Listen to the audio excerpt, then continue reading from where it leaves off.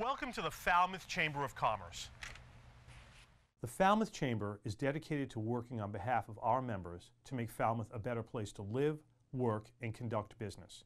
We are committed to developing the economic, cultural, educational, and civic interests of our community and welcome the support from all organizations to achieve our combined goals. Whether you call Falmouth home, are a summer resident, or a visitor, we hope you take advantage of all that the Chamber has to offer. People think that a locally owned and operated appliance store may not offer what they need. Actually, we have trained and dedicated sales associates, expert delivery and installation, professional repair service, and personal customer service. Plus, we have access to a huge local warehouse with over 6,000 models in stock. Crane Appliance. We call the Cape and Islands home. CARLSON Printing for all your printing needs. 508-548-7303 or toll free at 1-800-696-7303. Our email address is carlsonprinting@aol.com. CARLSON Printing for all your printing needs. Hosting services for fctv.org are provided by Meganet Communications. Meganet offers a wide array of internet services including Mega Backup Cloud Service, server colocation, T1, fiber, Metro Ethernet, as well as telephone services such as hosted PBX and digital voice. Their #1 goal is to keep your communications network up and running and allow you to focus on growing your business. 877-634-2638 or meganet.net. The Quarterdeck Restaurant, located on Main Street in the heart of Falmouth, specializing in fresh local seafood and other classic American cuisine, featuring a full bar with friendly staff. And the Bucatino Restaurant and Wine Bar, located in North Falmouth just off Nathan Ellis Highway, featuring catering services with 2 full event rooms serving up classic Italian cuisine. The Quarterdeck Restaurant and Bucatino Restaurant and Wine Bar, we're here to serve all our friends in Falmouth.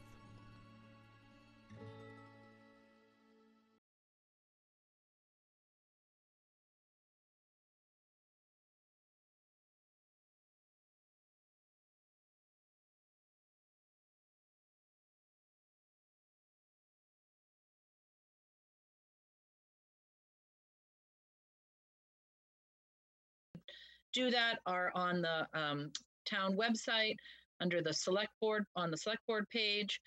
You can then, while using the chat feature, you can ask to make a comment or be added to the conversation for an issue that is on the agenda this evening. We have heard from a few people who wish to speak on some of the items on our agenda this evening, and so we will add those individuals when we get to those specific sections. As always, if you don't feel comfortable or you're unable to do what I just described, you can send us an email in advance and ask us to read it into the record, either during public comment or as specific to an issue on the agenda that you'd like to address. So anything for recognition this evening, Mr. Brown or any other members of the board? Yes, ma'am. I have a few things I'd like to mention. First of all, I'd like to recognize and thank Ernie Santos, who just retired on Saturday. It was his last day at the waste management facility in 31 years with the town. And he's been at that gate for as long as I can remember. I don't know if he's been at the waste management facility the whole time, but it seems like it. But what a pleasant guy, you know, always a smile and a wave and nice guy. The second thing I'd like to show thanks and appreciation for is the Falmouth Community Network Committee, who on their own took the initiative to take a look at whether or not Falmouth could have a broadband internet fiber optic network. And the members of that committee are a lady named Mariolis Snowman, David Eisenberg, Peter Cook, Art Gaylord, and Courtney Bird.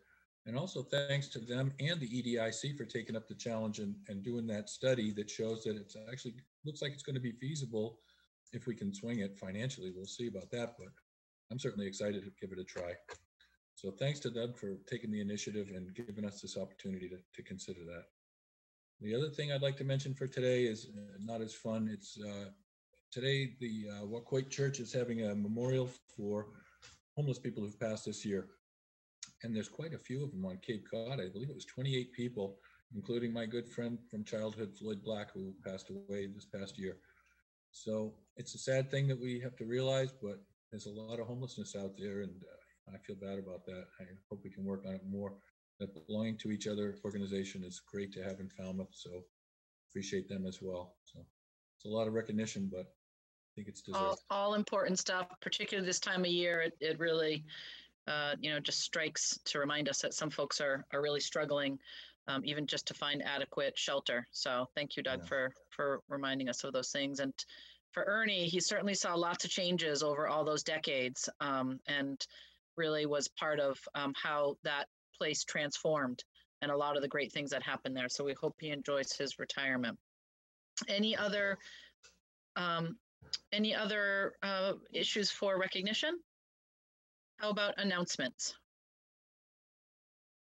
Okay. Public comment, just a reminder for folks, public comment is a period of up to 2 minutes for individuals to speak on an issue not on our agenda.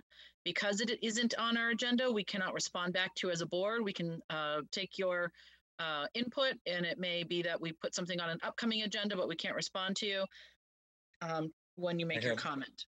I have an email that we received from Ed and Kathy Valeriani. They Go ahead. sent me one of these a couple of months ago, and it took me a while to get around to reading it, but here's the one that's fresh.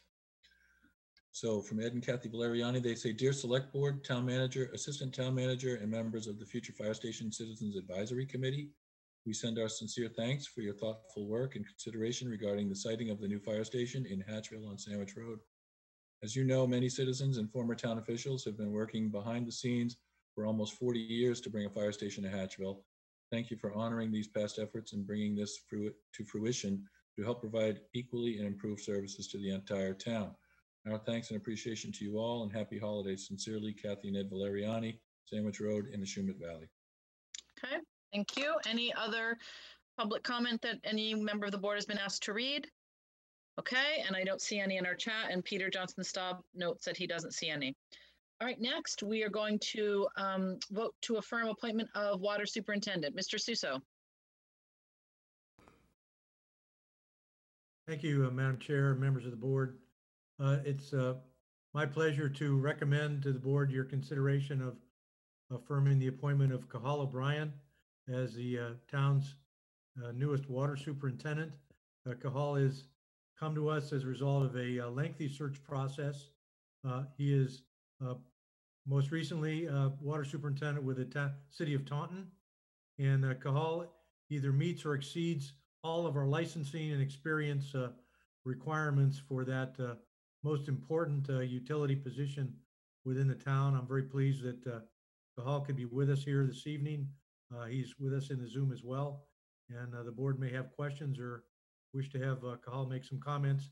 You do have a copy of his resume with your packet that documents his extensive experience in licensing and background work. Great, thank you, Mr. Suso. Welcome, Mr. O'Brien. We do have all of your information in front of us. If you want to just tell us a little bit about the work you've just been, so the public can know the work you've just been recently engaged in, and any questions. I don't know if you have any questions for the board, but go ahead. Sure. I've been in the municipal management for 20 years. I'm in my 21st year. I've been in the water division for over 17 years, been superintendent for over 14 in both the city of Taunton and the Dighton Water District, an abutting town to us here in Taunton. Came through the treatment plant, went through distribution as well, and have worked on metering, budgeting, and cross-connection control as well. And from the beginning of my 20 plus years in municipal management, did quite a bit extensive customer service and understanding the constituents' needs and responding appropriately to people's questions. Great, thank you. Go ahead, Sam Patterson. You're muted. Two questions, I guess. Have you had any supervisory training? Yes, I've had quite a bit through New England Water Works, and also through, we had some in-service training through the city of Taunton as far as like continuing ed for human resources, personnel management, and documentation training. as well, record keeping and good communication skills. Working in a large organization, the water district I currently serve is similar in size to Falmouth. So we have lots of staff, lots of interactions with other city departments, and lots of interactions with state agencies. So having to deal quite a bit with training as far as being able to communicate effectively and document how we communicate and how we work as a team. Great. Now we have almost a state-of-the-art plant that has a lot of features that you can control from your home by using the right link. Are you familiar with that kind of technology, or is this going to be a challenge for you? Oh, I'd be familiar. In 2006, when I went over to the treatment plant, we automated the facility for Taunton, and that involved quite a bit of remoting in with our SCADA system that we adapted. Then when I went to the Dighton Water District, we actually had complete remote capabilities like you all have currently, and we were able to log in from home, from mobile devices to monitor the treatment plant. Similar to your staffing, the plant was staffed during the day, and then evenings and emergencies would be able to turn it on remotely prior to entering the facility. So I'm pretty familiar with a lot of that. The technology changes constantly, but Right. I'm familiar with Visual Basic as far as some of the programming that goes into the SCADA. And I'm also familiar with the unique way you have to manage a facility that can be turned on remotely. It's a big advantage from what I've studied in my due diligence and what I've heard in the industry. You have one of the nicest facilities, particularly for grade 4 in Massachusetts. I know Seekonk, which is one of our neighboring communities, and I know the superintendent there well. Their facility is automated as well, but not nearly as large as yours. But I know there's pluses and minuses as far as managing it. So my experience would be very helpful in terms of anticipating what might need to occur if the facility is running 24/7 and it's unmanned. Certain things, the remote access, are important to pick up, critical control points that you need to monitor, even though it's running itself. Well, thank you. Glad you have that background. You're Doug welcome. Brown? Just wanted to mention a couple of challenges that we have. We have this great new plant, but we do have a lot of old pipes still in the ground. We just replaced our main pipe down Route 28, which is a big achievement, but we still have quite a few old pipes. So you'll have to work on that. Another thing to be concerned about is one of our wells out in East Falmouth had recently tested positive for PFAS or some modern contaminant. So that's another challenge for you. And one other challenge will be your commute. And I know I usually badger our new folks coming in and ask them when they're going to move to Falmouth, but I've been schooled about that. And I realize that it's a big commitment and it's a big expense to move to Falmouth because it's very expensive real estate. So I hope at some time in the near future to develop some sort of an incentive plan to assist people that want to move and stop commuting. So hopefully that'll be something we can work out. Yes. Great. Any other questions for Mr. O'Brien? Okay. Yep. Mr. Sisso, go ahead.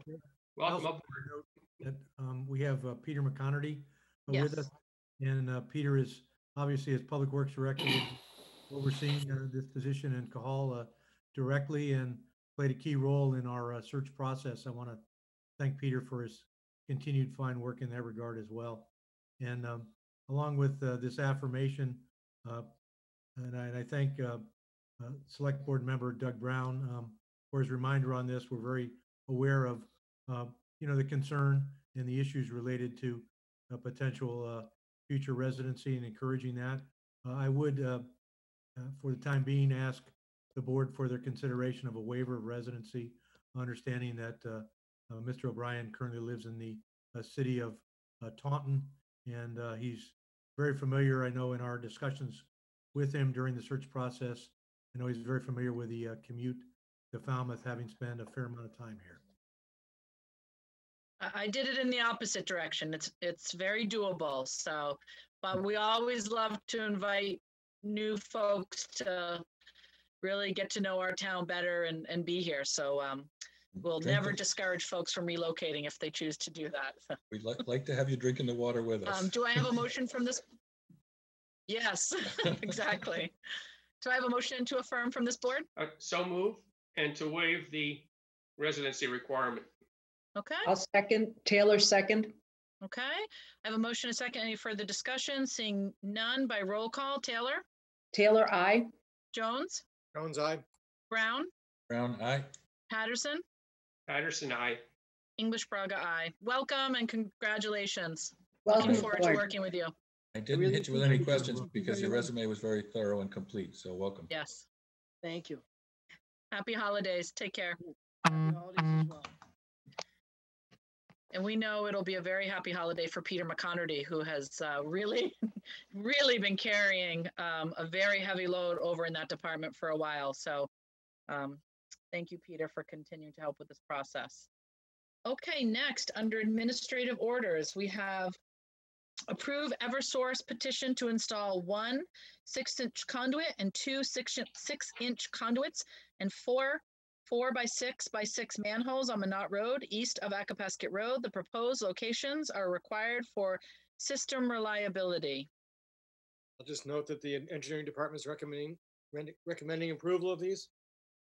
Yes. I know we have folks from Eversource.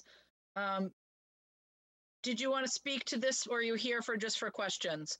Did you have just if we had questions, or did you want to update us on anything? Okay, the first. No, we were just available to answer any questions anybody has. So thank you for having us. I do have one. Wait, Doug, can we get what I think would be helpful, unless it's about this particular vote, if we do the votes, we could just ask a quick brief question, because it isn't on our agenda for them to talk, give an update, but I think we could get a quick question after we do the vote. Is that okay with you, Doug? Okay. Is it about this particular conduit? Yeah, it's about the plans for this particular. Okay, yep, then go ahead. I'm sorry. I was just going to ask, I noticed on the plan it showed that the PVC would be encased in concrete, but that goes across the bridge. Does the concrete encasement continue across the bridge as well? So the bridge crossing would be encased in fiberglass conduit. Okay. That was my question. I just want to make sure you weren't planning on pouring concrete on the bridge. Okay, thank you. Any other questions on this particular installation?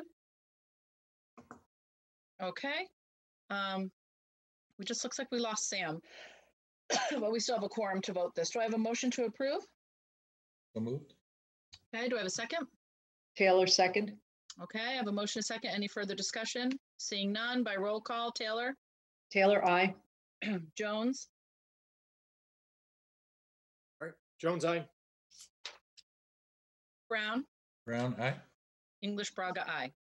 Next, approve Eversource petition to install 1 3-inch conduit and 1 handhole at number 2 H70 on Wild Harbor Road, west of Main Entry Road. The proposed location is required to accommodate new house at 360 Wild Harbor Road.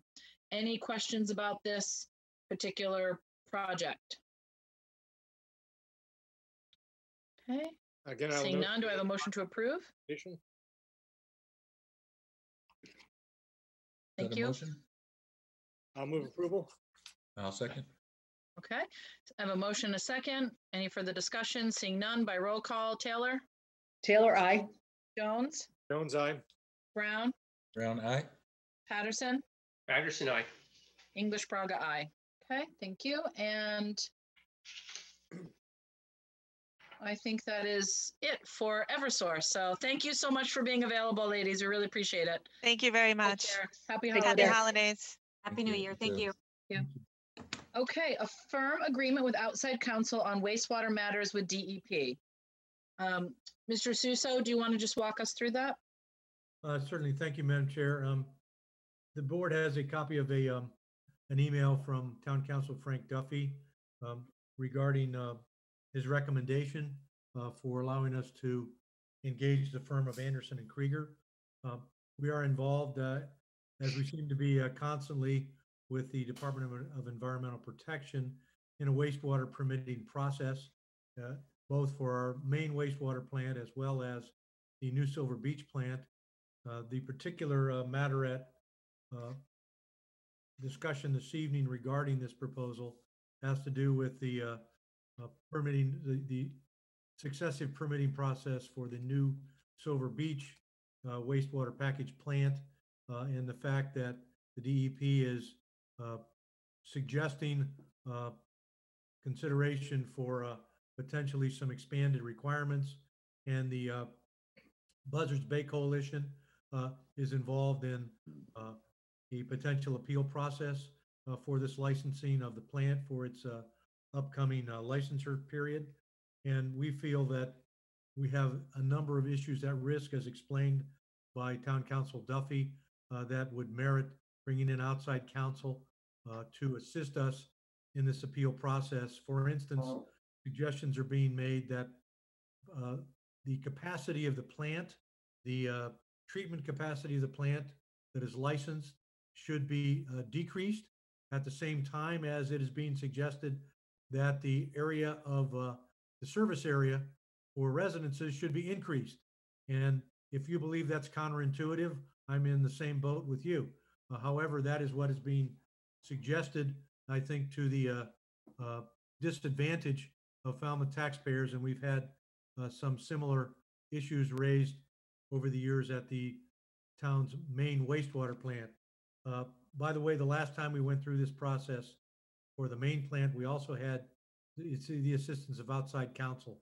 So this is consistent and recommended by town council and associate town council for the board's consideration, and I would so recommend as well. Thank you. Any questions or comments from the board? I'd like to know exactly what the nature of the request was from the Buzzards Bay Coalition as far as expansion of the area. And so were they specifically asking that we increase our wastewater treatment capacity and expand the sewering area? Was that it? No, just they're suggesting the sewering area be expanded and the capacity be diminished. You know, it puts the town in the jackpot. I mean, it's, again, taxpayers have paid a significant sum of money to design and construct a plant that has a certain minimum capacity. And as that capacity continues to be reduced, it places difficulties for the town moving forward, while at the same time, as I mentioned, and counterintuitively, suggesting that areas in town be added to the treatment by that plant. So I guess my view is that if you analyze that equation, what it's going to do is cost taxpayers a whole lot more money to do the kind of thing that they've already invested dollars in to achieve in the past. And we want to be really cautious that this is being looked at with an appropriately trained eye, and to assist the regulators at Department of Environmental Protection in our feeling that taxpayers need to be treated fairly here, and their investment in wastewater capacity needs to be respected. But that is my understanding of what's being asked for, Select Person Brown.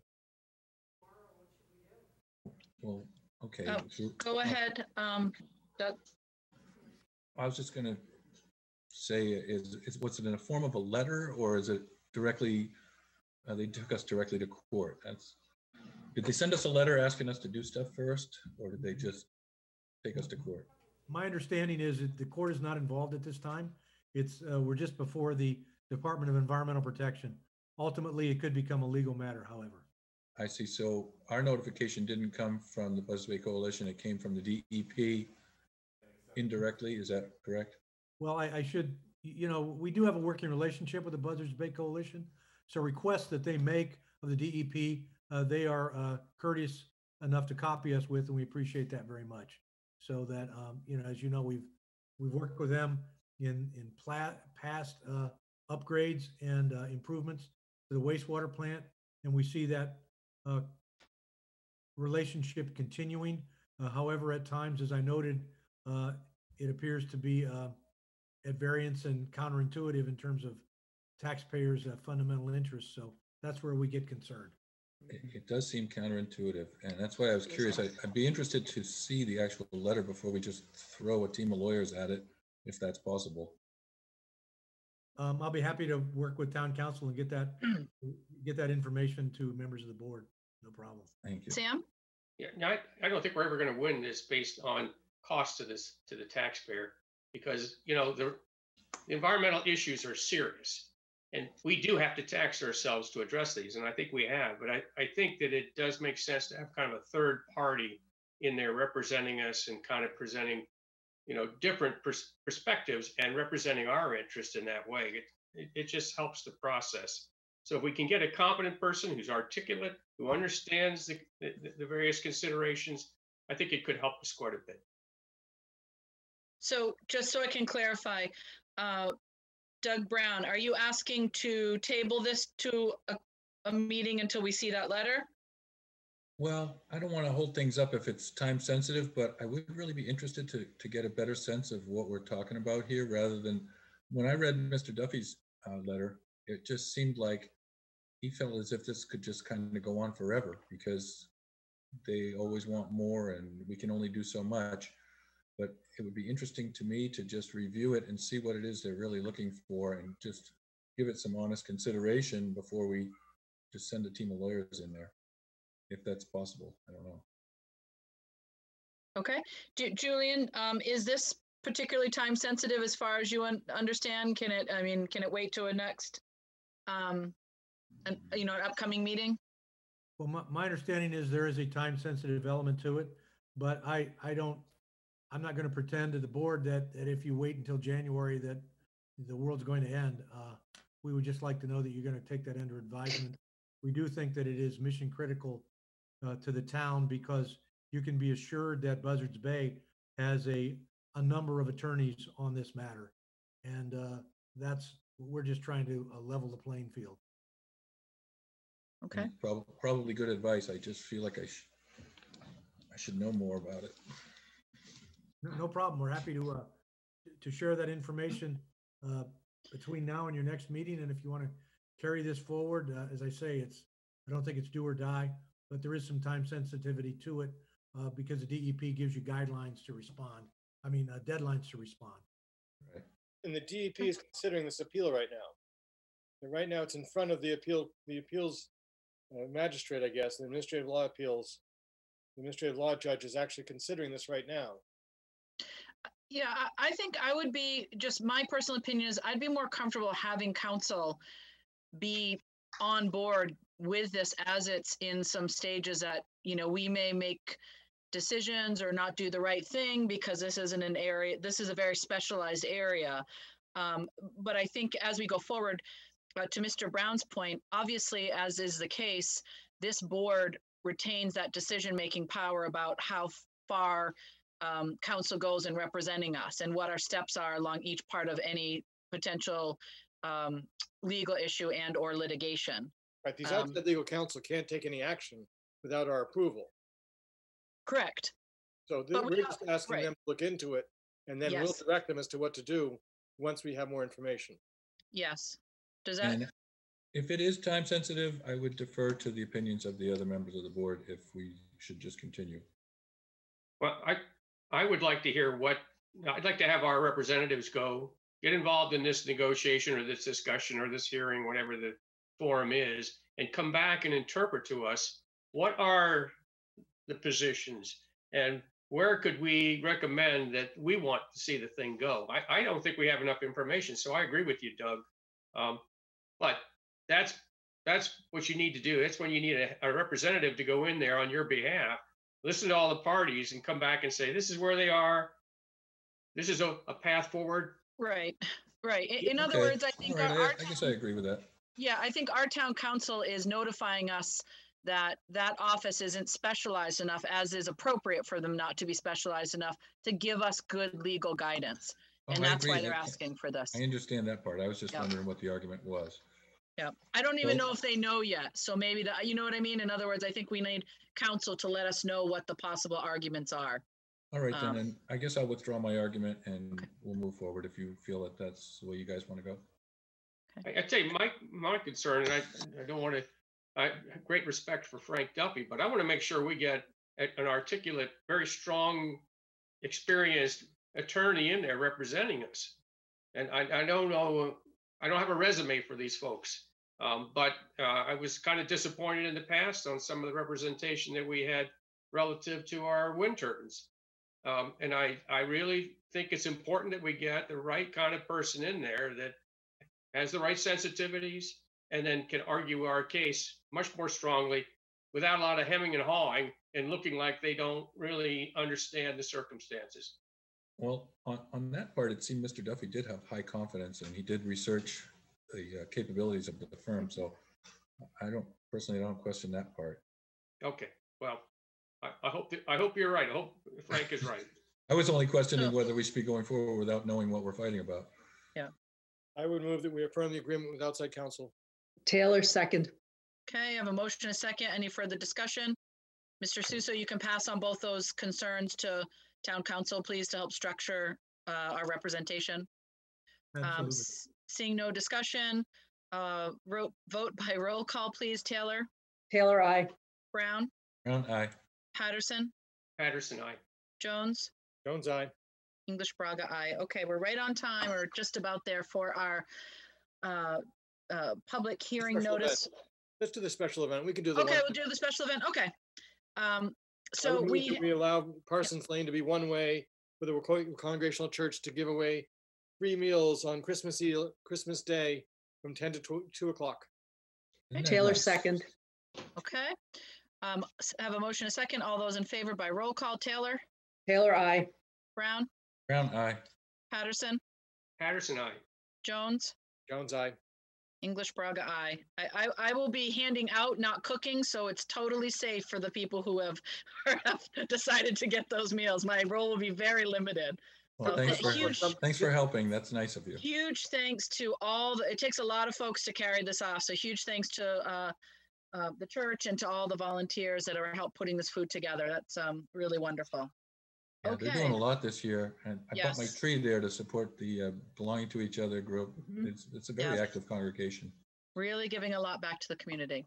Yeah. Okay, we have a public hearing notice for shade tree removal. Notice is hereby given of a public hearing to be held by the Falmouth Select Board on Monday, December 21st, 2020 at 7:30 p.m. on the application of Peter Kilalia, of 10 Bell Tower Lane, Woods Hole, for the removal of 4 sycamore maple trees located on a small strip of land abutting the Kilalea property. Reason for request for removal is because the poor condition of the trees, damaged by English ivy, and a possible safety hazard.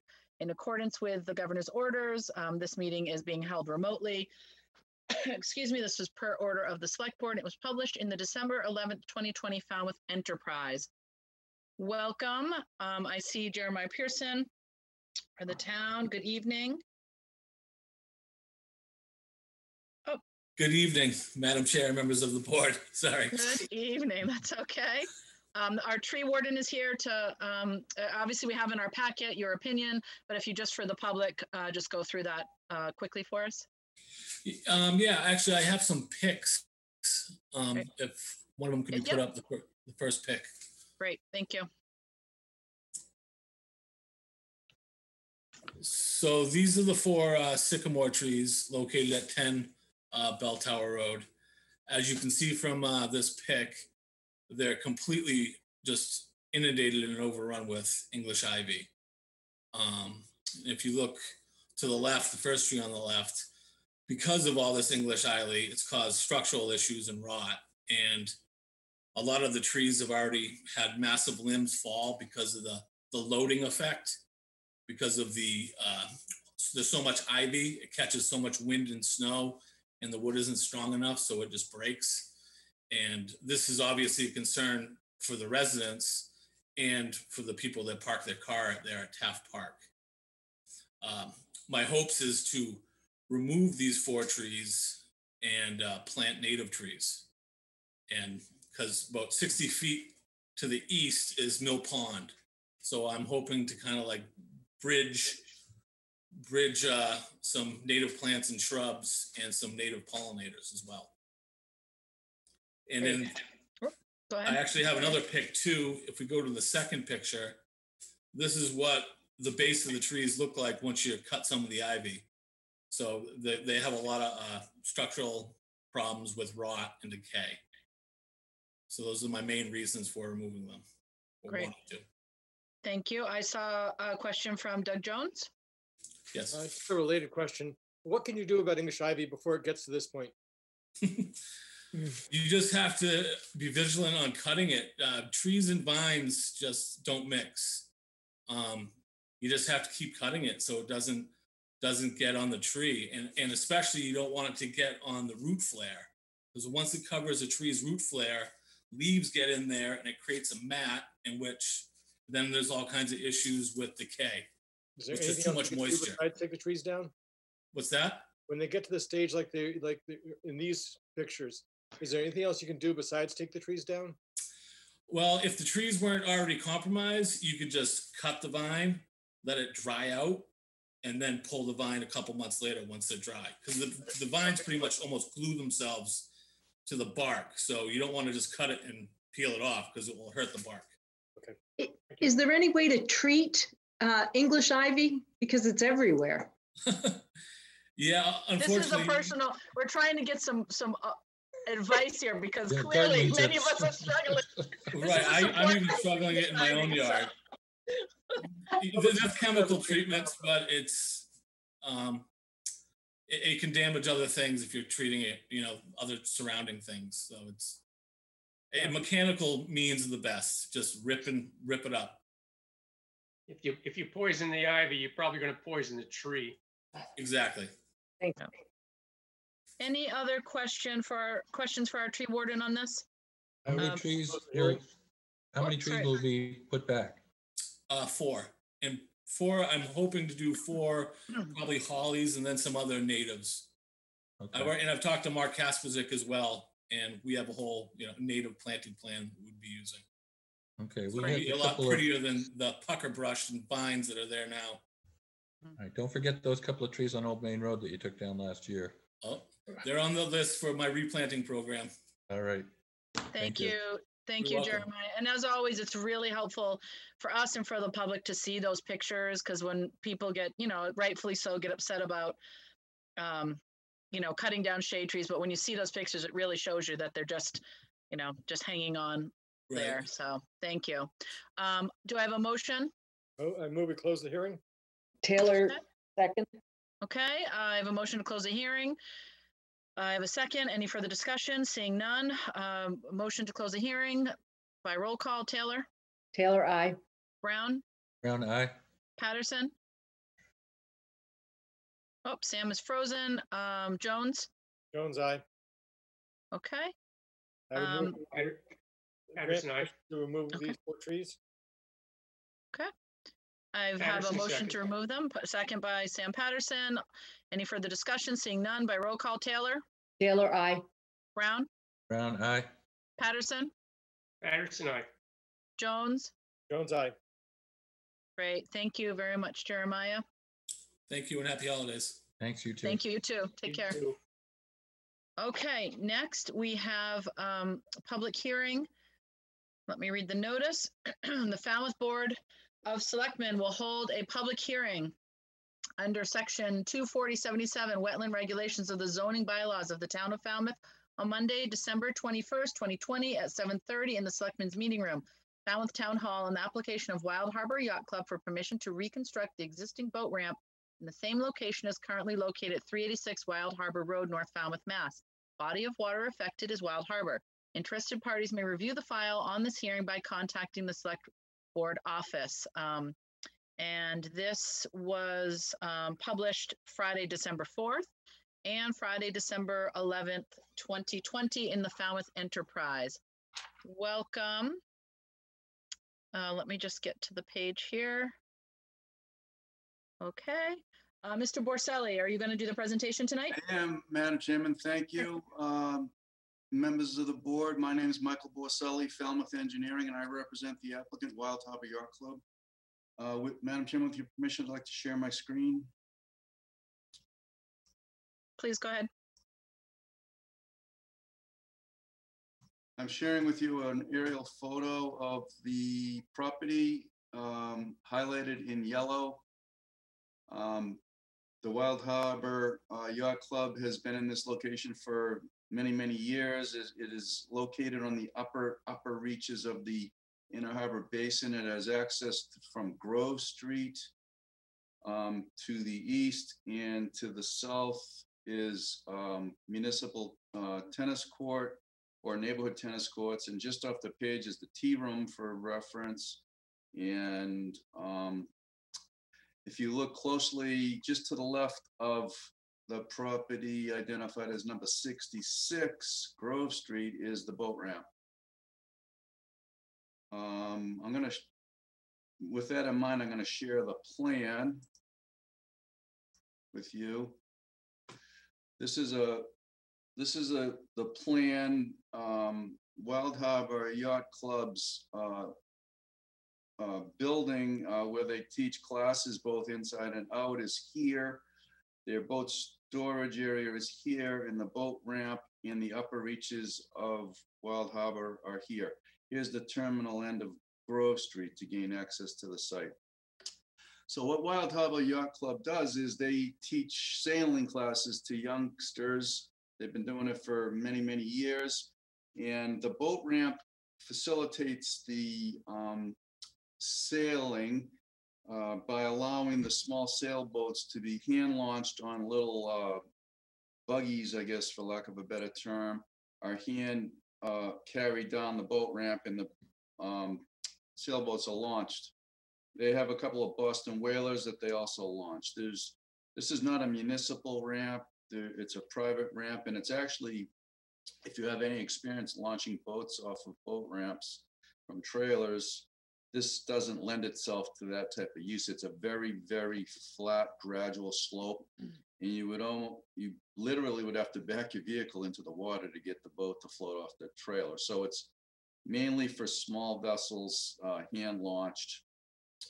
This surface is paved, and it is basically in a state of disrepair. There's cracks, there's the bituminous concrete is flaking away, there's small holes, and erosion has started to occur on the paved surface, and it's basically past its useful life, and it's become unsafe and really becoming difficult to even use.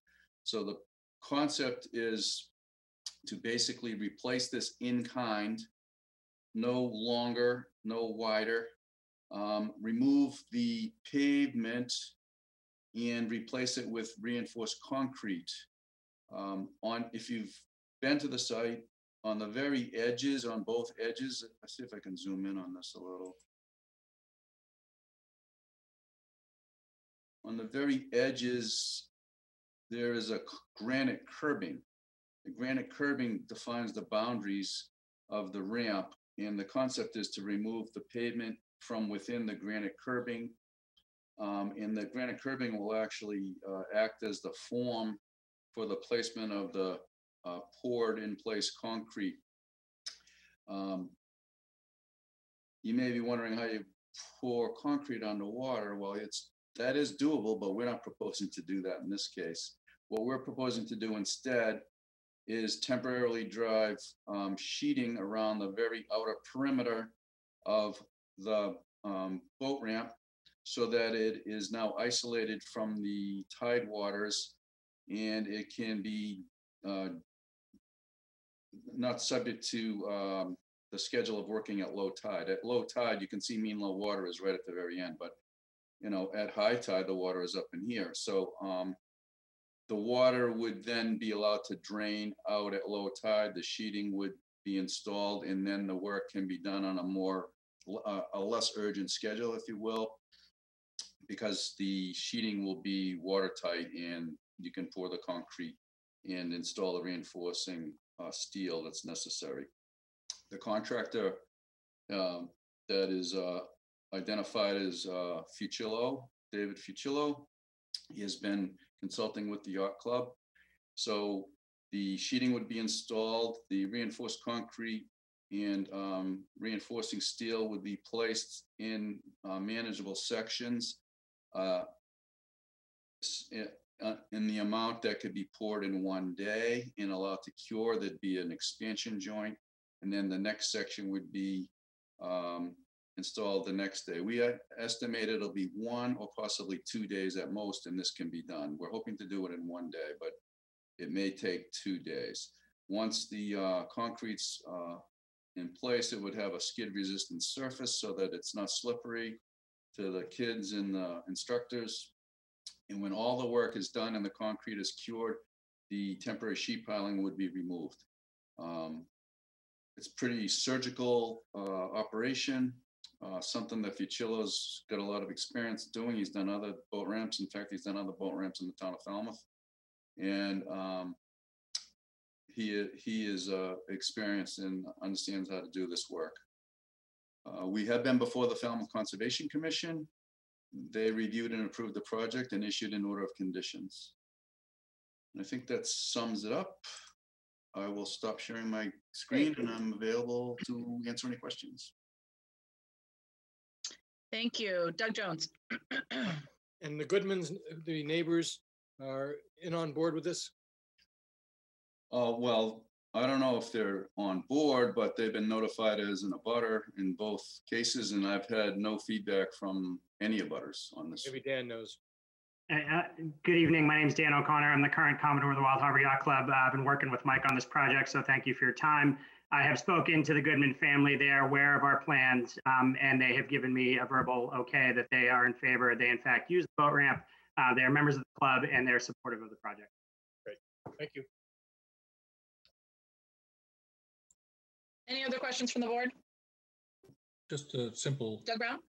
So what are we removing asphalt and putting in concrete? Is that? Yes, it's asphalt now. We're going to pull out the asphalt, stabilize the base, and install a concrete slab on top of the prepared base.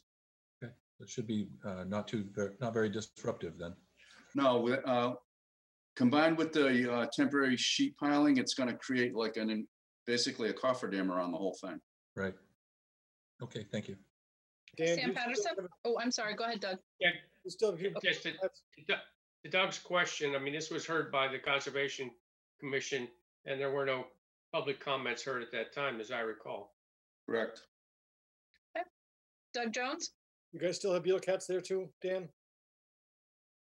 We do indeed. We have several beetle cats, and we have brought back active beetle cat racing. I am myself sell beetle cats all summer long in North Falmouth, and then in the fall in West Falmouth Harbor. So we're keeping it alive. Great news. Well, if you have beetle cats, then it's approved. That's the magic word. Any other questions for Dan or for Mike? Okay, do I have a motion to close the hearing? I move we close the hearing. Jones? I'll second that. Okay.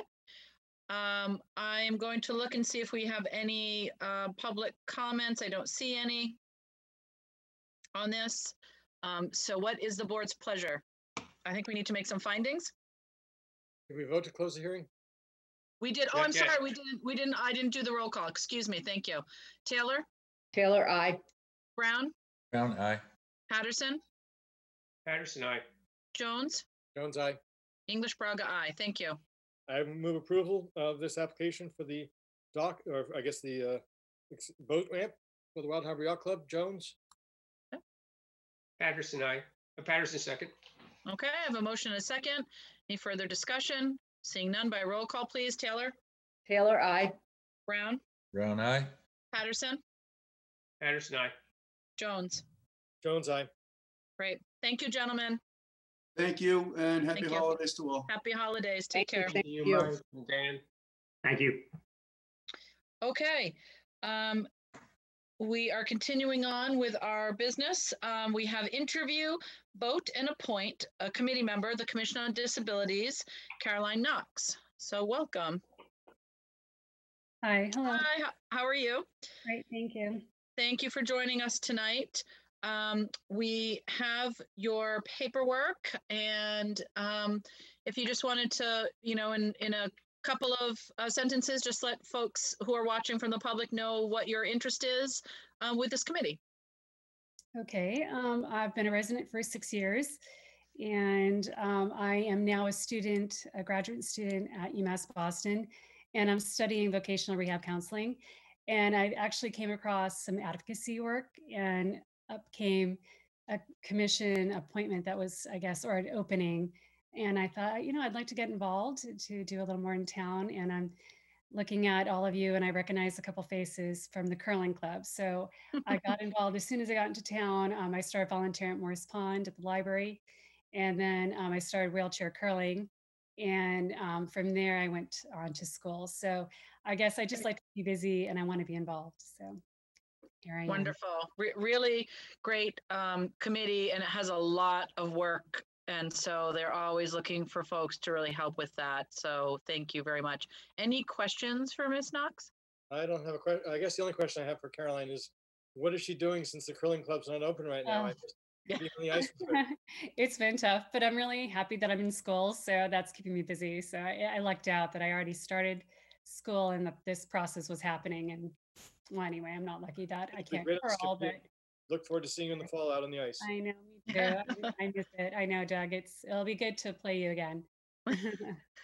Thank you for putting your time to this. Any other questions? Do I have a motion to approve? I would move the Caroline Knox to the Commission on Disabilities. I think term ending. I think it's June 2022. Is that right? There's also one for 2023. Let's go 2023. Keep her busy. Really lock you in. All right, there you go. Great. I have a motion. Do I have a second? Okay. All those in favor? Thank you, Sam. All those in favor by roll call. Taylor? Taylor, aye. Brown? Brown, aye. Patterson? Patterson, aye. Jones? Jones, aye. English Braga, aye. Thank you so much, and Thank happy you. holidays. Thank you for being willing to Take help. care. Okay, next we have discussion update on COVID-19 issues. So we have our health agent, Scott McGann. Good evening, Scott. Everybody hear me okay? We can. Good Hi, evening. Scott. Hi, everybody. I'm gonna share screen quickly.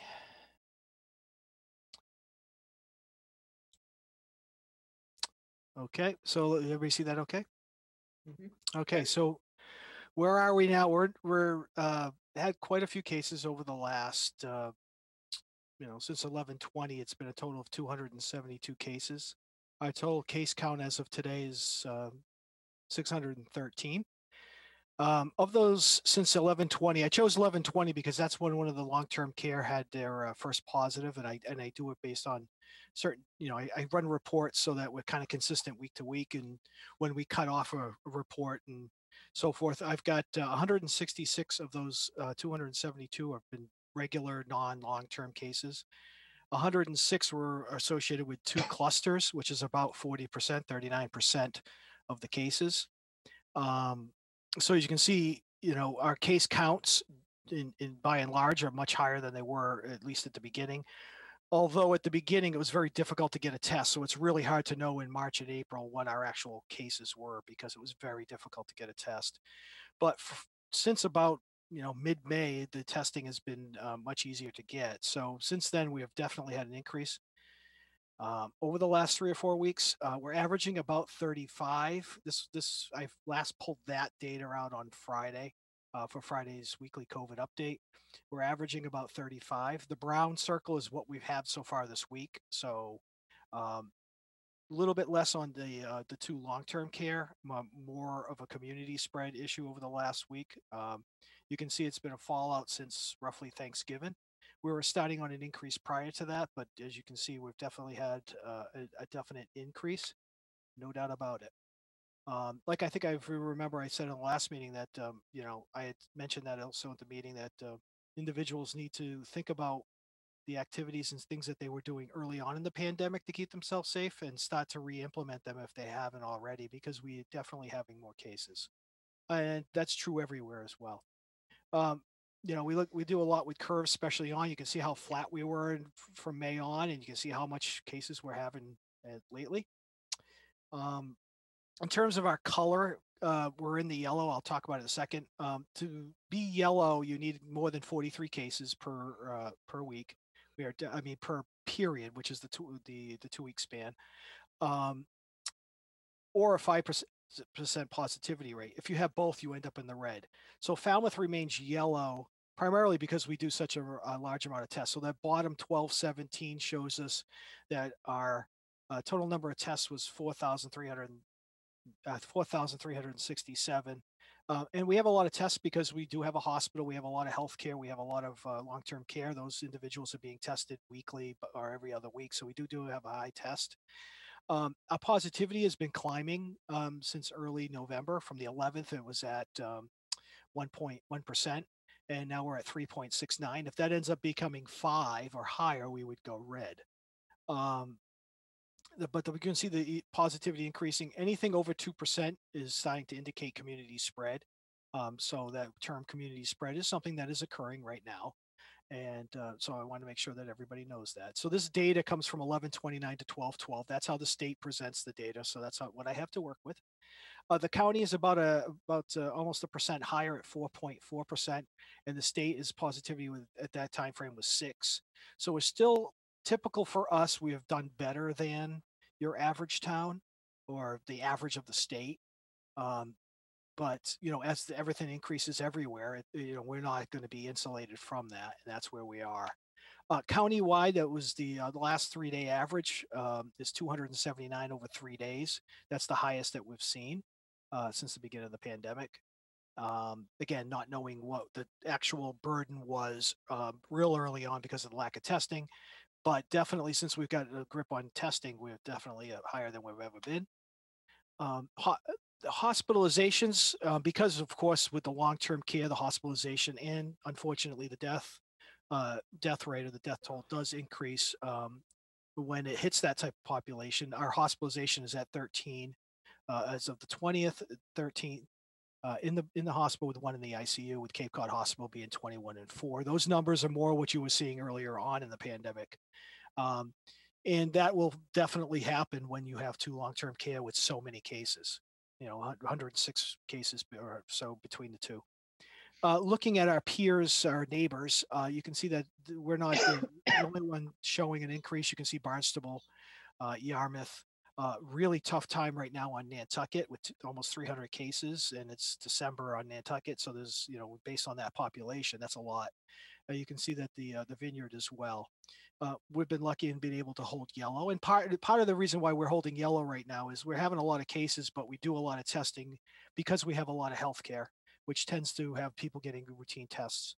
For example, my wife's been tested 6 times because she works for the hospital and in DMH. So that's part of the reason, but we're holding our own as best we can.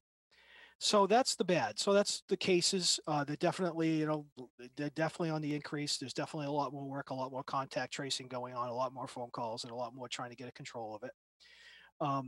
I know the questions you guys that I get a lot is where they're coming from. They're all sort of small outbreaks, interfamily. So one case that's brought in from whatever source ends up being maybe 2, maybe 3 in the household. So it's it really happens fast once you get over a certain threshold, because even though there might only be 40 houses in Falmouth with it, it becomes 80 cases or it becomes 75 cases. So it can happen really quick. You do see a lot of families. We don't see a lot, from a particular source, like a particular store or a particular restaurant, and we got 40 cases. It's not happening like that. They're really sort of individual and smaller number type of clusters, which is true of what's usually typically happening in the state. Our 2 main clusters obviously being the 2 long-term care facilities. So that is that. Active still. Sure, go ahead. What percentage are active of the 600? I would say active. You can't. It's really hard to run a report on that. I can't just tell the software program to run that report. But because they're so frequent, I would say any case generally within the first week or 2 is still. So 150, 100, somewhere around there, probably still active. Previous, we were in the 96%, 98%, but we're probably way below that now. Yeah, because you're getting them. They've happened a lot sooner. Right. So somebody who's young is usually out in 10 days out of isolation. That's relatively the norm. But I usually, roughly, if you take all the cases for the last 2 weeks, about 90% are probably out of isolation, not counting the long-term care, because those take a lot longer. Okay, thank you. Yeah. So, all right, that is the bad. I'm going to send you a picture. This is the 2 light at the end of the tunnel I pulled in because I'm starting to see a light at the end of the tunnel. And on a personal note, I really need to see a light at the end of the tunnel, is the vaccine. So if you've read the newspaper that the vaccine is here, it's being issued at Cape Cod Hospital and some of the other facilities. Phase 1, which is supposed to occur between December and February, are the clinical work, long-term care facilities, police and fire, congregate care. which would include corrections, different types of shelters, obviously long-term care, nursing facility, any of those types of places. Home-based healthcare workers. If you're somebody who works for an agency and you're going into the vulnerable population, we definitely want to get you in there quick.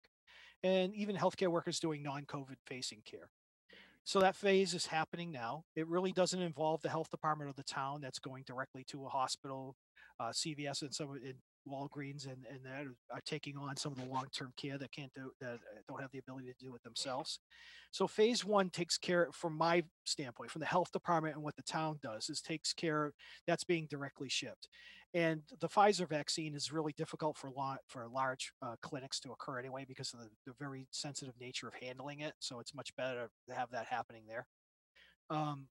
Going on to phase two would start sometime between February and April, which would be individuals with 2 or more comorbidities, early education, K through 12, transit, grocery, utility, food workers, public health workers, public works, adults over 65, and individuals with 1 comorbidity.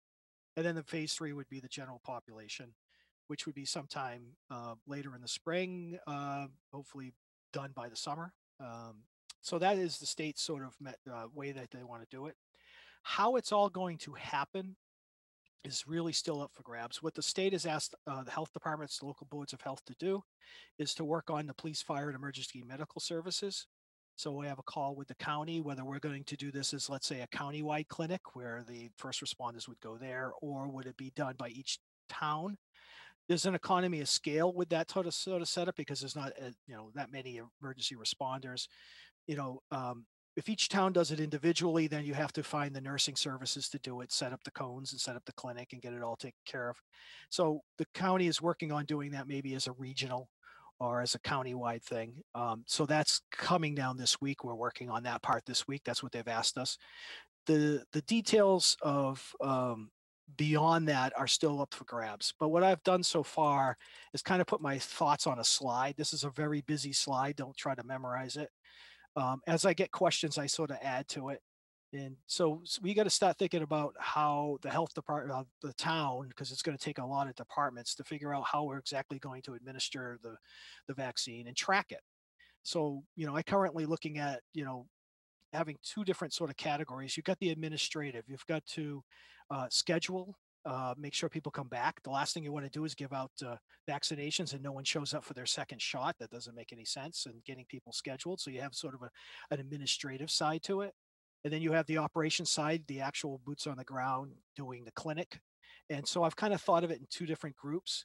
And as things start to come, to light, because right now I'm sort of playing cards with only 1 card that's been shuffled to me, right? So I don't have all the detail. I don't have a full hand to tell you exactly which direction to go, because even the location, it really does matter on the size. Is it going to trickle into me in the span of 800 here and 800 there? Well, then maybe the Gus Canty is the best place. Are they going to send me a shipment of 12,000? That's probably not the best place, right? So it's really sort of, the state hasn't given us that details because they haven't figured out exact details of how they're going to do it. The Johnson & Johnson vaccine, which is coming down the line, is a single dose and a lot easier to handle. And that might be where the health departments kind of come in towards the end. But we're not quite sure exactly how that's going to happen. But to say that we haven't started thinking about it, Julian and Peter and myself and police and fire, and we have a call a couple times a week. And one of the things we're going to do right after the holidays is start working our way through the process. It's better to be, over prepared and ready to go, even though our role might be smaller, because it went to a lot of the doctor's offices and to, the pharmacies and the convenient MDs and the different places like that. Or it might become where they really want us to do it, the bulk of it. So we're not really at a point where I know exactly that is, but just to let the public know that we definitely not thinking of not just ignoring it and waiting for it to fall on our lap and not be ready for it. So that's my presentation. So I see you got the light at the end of the tunnel, and the rest of it is not really good right now.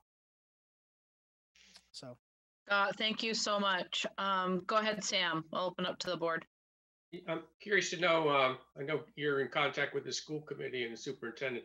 How are the schools doing as far as, lowering the risk of infection? Well, the schools are very aggressive in the contact tracing. They're taking people out, as quickly as they can. They're doing better than, than I think we're doing personally better than I thought we would do with this kind of a caseload. So they seem to be holding their own. I'm in contact with them every day, and we take things case by case. And as things pop up, we talk on Sundays and we do it on Saturday, whatever it needs to happen. Whenever I get the email between the nurses and myself, we jump on it and do the best we can with each one. And for the most, by and large, I think it's gone well. Do you have a sense it's spreading within the school environment when in class? It's not for the by and large. It's not going per kid to kid in school or teacher to kid to the extent that you think it would. It's being brought in, from other things. We had just had to quarantine a dance academy with 100 students from a different town. It wasn't a Falmouth town, but some Falmouth kids go there. So you have that kind of thing is the main way that comes in. So it's a parent reporting that their kids got it, but not to the extent that it's, bounced within 6 kids in a classroom type of scenario. To say that can't happen, I would be lying to say that can't happen. But I think with the guidance and the amount of work, it was an unbelievable amount. To be honest with you, I'm not going to sugarcoat it. It was a lot of work this summer for the schools to get set up to do that. There's just no way about it. It's a total different way of thinking. And, by and large, it's worked quite well. I mean, it's not going to be perfect, but by and large, I would say that's probably on this, the most success that we've had. We've done really well in the summer. I'm surprised in the summer we didn't have a lot of cases in general. I think that's one surprise that we've had with all the people. I thought it would be a lot higher. And I think the schools are the 2 successes that we've had, today, 2 of the most successful things. The reason I asked that question is because I had a neighbor that basically came up to me and said, "Oh, COVID-19 is into the schools now." And, and I said, wait a minute, that's not how I understand it. But it depends on what your definition is. Do kids come up, do children and staff get it? Yes. But do most of them coming in from, between staff members is less, definitely less than it coming in for other reasons. So yeah, do classrooms get banged down and put on remote as an abundance of caution or because there was a case? Yeah, but that might be because the case got it from something else occurring, from, let's say, mom's a nurse and brought it home, or somebody worked at at one of the long-term care facilities, and then, that type of thing. And then you have to, because of the exposure, they're pretty aggressive at the schools. I provide the information to them and they do their thing. But not to say that doesn't ever go from a staff to staff or student to student is, I would be telling you that definitely happen, but not to the extent where they're banging out classrooms because everybody's got it. Is that if that's what you heard? I don't know, but there's some, I think part of it is. Go ahead. Oh. I was just going to say, I think, people read in the paper, the school had to shut down for a period of time. And so, then everybody kind of thinks the worst rather than recognizing that the school in doing that, number one, sometimes they're just logistics about numbers of teachers available. And number two, doing those type of things is what's keeping us pretty much, and I'm knocking on wood, being able to go forward with the plan that the school has in place. It doesn't mean that our systems are imploding at the moment. No, but you can't have it both ways. You can't be overly aggressive and close classrooms and even close the school. That's not because there was 37 cases or 105 cases in the school. It was, maybe 1, but because it took, it was the high school and that particular teenager had 12 teachers or whatever moved around between classrooms. Now you start taking out 4, 5, 6 teachers and you can't have class because you don't have enough substitutes. That's what's more the kind of scenario, as opposed to we got to shut down the school because we have so many cases we don't know what to do with. We haven't, and I'm not saying that's not going to happen, but it's the guidance seems to be highly effective, and in highly structured settings, it's generally worked fairly well. What I mean by the highly structured, highly monitored. It's where it's not monitored as much is where you tend to see more of the cases. Any other questions for Scott? Scott, thank you as always. Really helpful and important for people to understand what's going on locally. You're welcome. So- And if I could add one thing, we're not Yes. ready. One of the things we are getting about a half dozen calls a day about wanting to put the name on a list for a vaccine.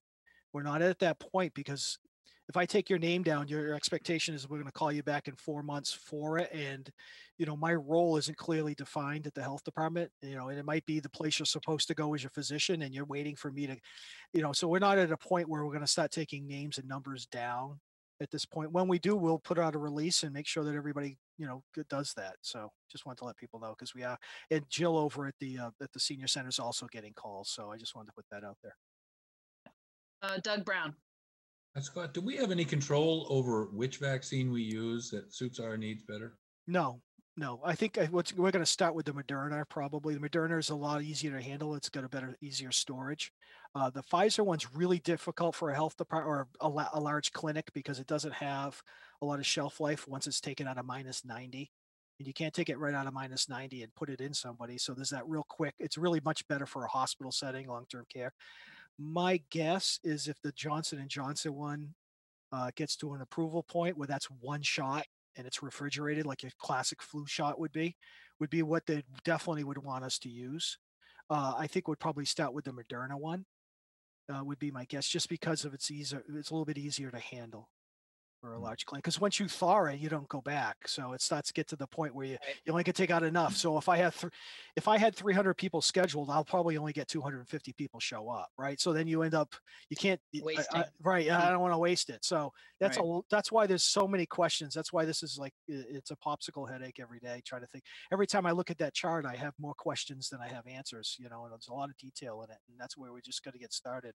Because I'd rather be over prepared and not have to do it than have it dropped, have 10,000 doses airlifted and dropped in my office net tomorrow and says, go figure out how to do it. So that's just what we're thinking about. Well, that was my next question is what's our total capacity for handling the Moderna? Do you know your limit?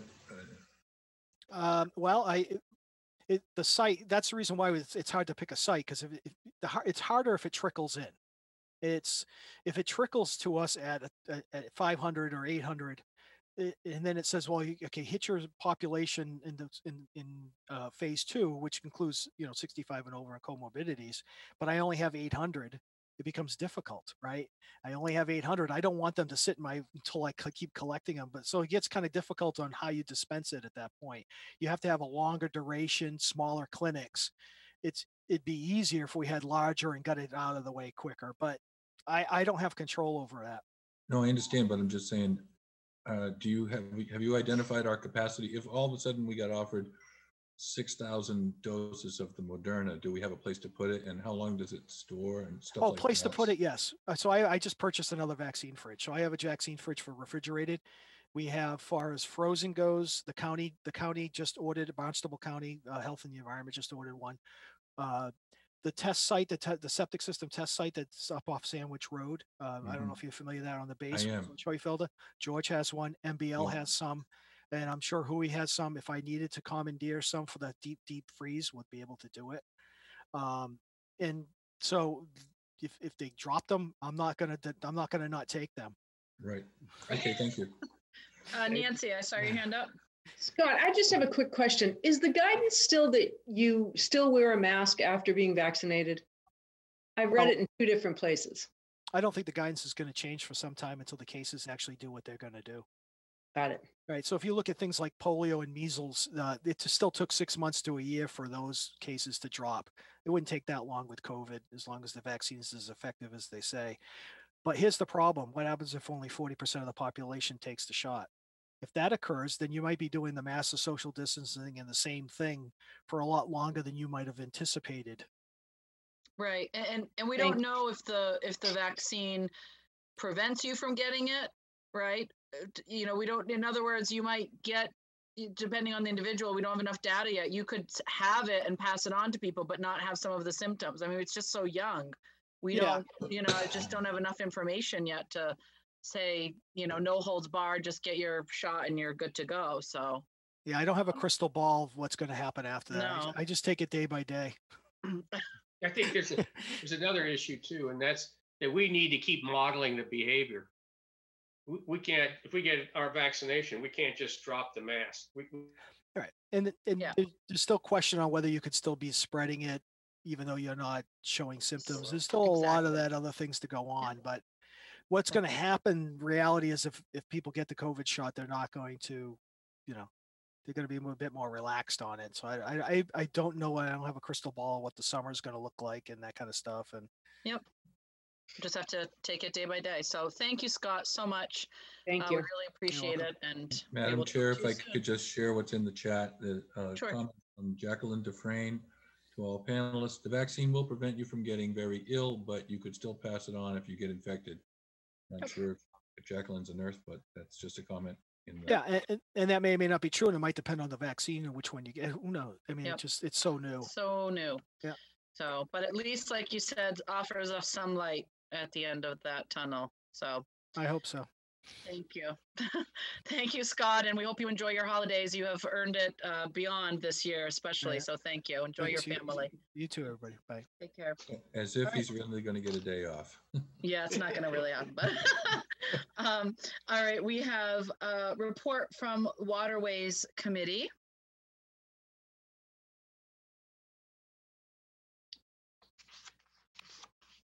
I see Jeff coming on. Hi, Jeff. How are you? Hi, I'm good, thanks.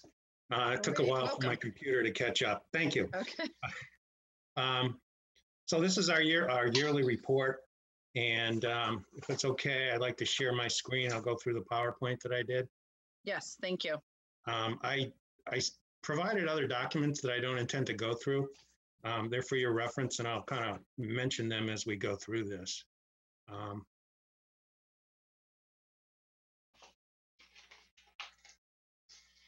Sorry, I'm having a Zoom issue here.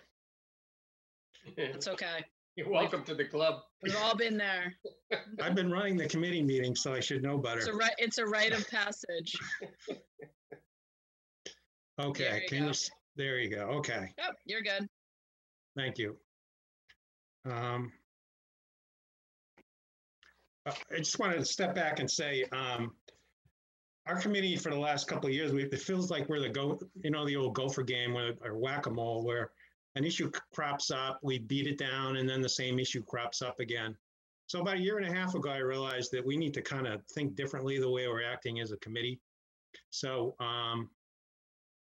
this COVID actually kind of gave us a good break as to our mindset. And basically what I decided to do this year was to kind of reassess where we are. So we were able to meet 8 out of the 12 months, which was good. And we need to focus on what are our short-term and what are our long-term goals in terms of navigational dredging. We never really had anything documented of what those were. So I thought it was a good time this year to sit back and just get to basics and put a priority list together in terms of what we needed, in terms of how we're going to address all the needs in town. Because a lot of people come to our committee and everybody has a concern about their area. And obviously it may or may not be as important as some of the other areas. So we had to figure out a way to kind of quantify and prioritize those assets. So basically what we did is we got 4 goals for the year, which I could say we've accomplished. And that's identify a list of all the town waterways that have fit for dredging possibility. And then we need some kind of criteria to help quantify the need assessment and any impact of the dredging, delays, deferments, or dismissals. Prioritize that list of area to help focus on short, intermediate, and longer term goals and planning for budgeting and actioning on the needed waterways. And then document our nuances about how we do things in town, views. A lot of people are not familiar with all the waterways in towns in a manner that's clear and visible to the general public. And those, and I'll mention those a little later, those documents are done and published, and I provided some of those. I did a primer, and we also did a pictorial of all the waterways that I'm talking about today. Again, I'm not going to go over them, but you have them for the reference. This is Falmouth from the satellite view, and these are basically all our navigable waterways. And we have 95 miles of shoreline. And we've determined that out of those 95 miles of shoreline, there's 32 distinct identifiable sorry, the screen is, the words were covered by the people on Zoom. So there's 32 distinct identified areas that in the past, currently, or in the future are subject to dredging. So these are the list of 32. We define approaches and embayments separately. And I'm not really going to go over this list, but I just wanted you to be aware, and for your reference, it's alphabetized. And that's the 32 waterways we came up with.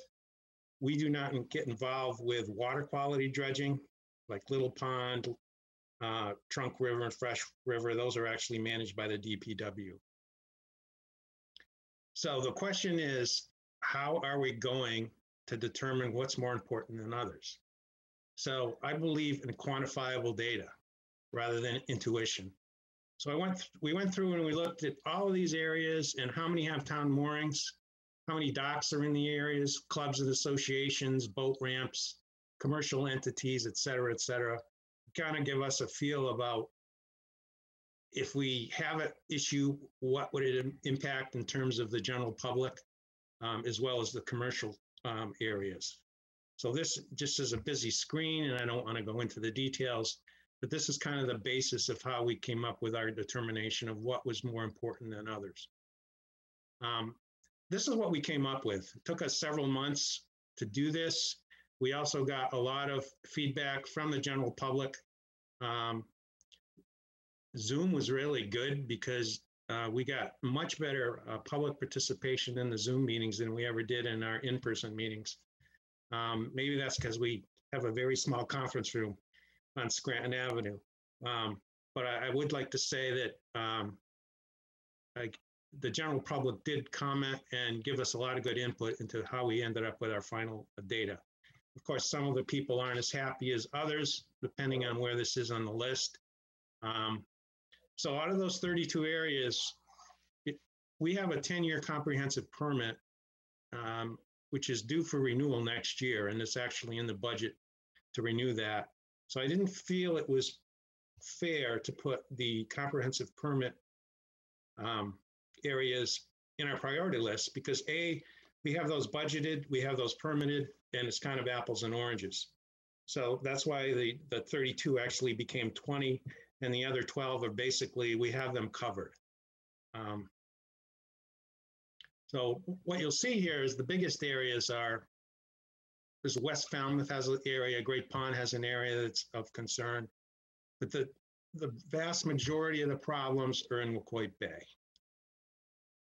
And this is a picture, and if you haven't looked at it, I would encourage you to look at all the pictorial satellite views of all our waterways in town. Most people aren't familiar with everything, but this is just one of the pages from that, and you can see under the circles that the biggest priority we have is the center of Wacoit Bay by the Mashpee border and the Wacoit Bay Inlet. That's our priority for next year to attack, and as well as on the Washburn Island side by the Minot Yacht Club. That's a continual problem. So those are the two biggest areas that we're going to focus on next year. West Falmouth Harbor, as you can see from these satellite views, and most of these are from 2020 or 2019, you can see the sand. And there's an issue with the inlet there in West Falmouth Harbor. And then Great Pond has an issue too when you're coming in. Those two are not as critical as the Wacoit Bay, even though on the priority list, they kind of midway go between the Minot side, the Eel River, and that has a lot of other issues as well. So, and then McGansett Harbor has some issues too. You can see there's a lot of sediment there, but that's further down on the priority list. So all the links and all the documents that I had mentioned, I would encourage anybody, if you want to know how difficult it is to actually dredge something in Falmouth, and it's kind of applicable to anywhere on the Cape, I would encourage you to look at that document, as well as the pictorial views, and the rest is the backup and the priority list that I mentioned. So There's our current board membership. And with that, I'll just open it up for questions. Thank you very much, Jeff. I know I'll start with the board, and then I know that we have some public members who wanted to join the conversation. So if we can start with any questions from the board, and then if IT can let in Chris Dunn from the Walkwhite Bay Yacht Club, who had reached out to make a comment, that would be great, but I'll start with the board first. Doug Brown? Just want to start with not a question, but just thanks to the committee for doing such a thorough job and providing this overview, because it's really was needed. And I really appreciate it. It's a lot of work that you've put together here. So thank you. Here, here. Thank you. And I would just add that the appendices were incredibly helpful. So thank you. Are these going to be available on your committee's website? They're there right now. Great. So just to direct the public, anyone who didn't look at our packet, I agree, really just a ton of information, very helpful. Yeah. Oh, go ahead. Oh, I'm sorry. The primer is good because when people come to our meeting, they don't understand why we can't answer the question, when can we dredge your area and how much is it going to cost? It's an impossible thing to answer. There's so many different situations and variables with it. So I hope they check that out. Doug Jones. Jeff, is there anything we can do legislatively to change some of the restrictions on time of year? That we seem to be stuck, that we just can't do dredging whenever we want to. It's very, very restrictive as to when we can do dredging. And that ends up tying our hands way more than we would like it to. Is there anything we could do to try to relieve those restrictions a little bit?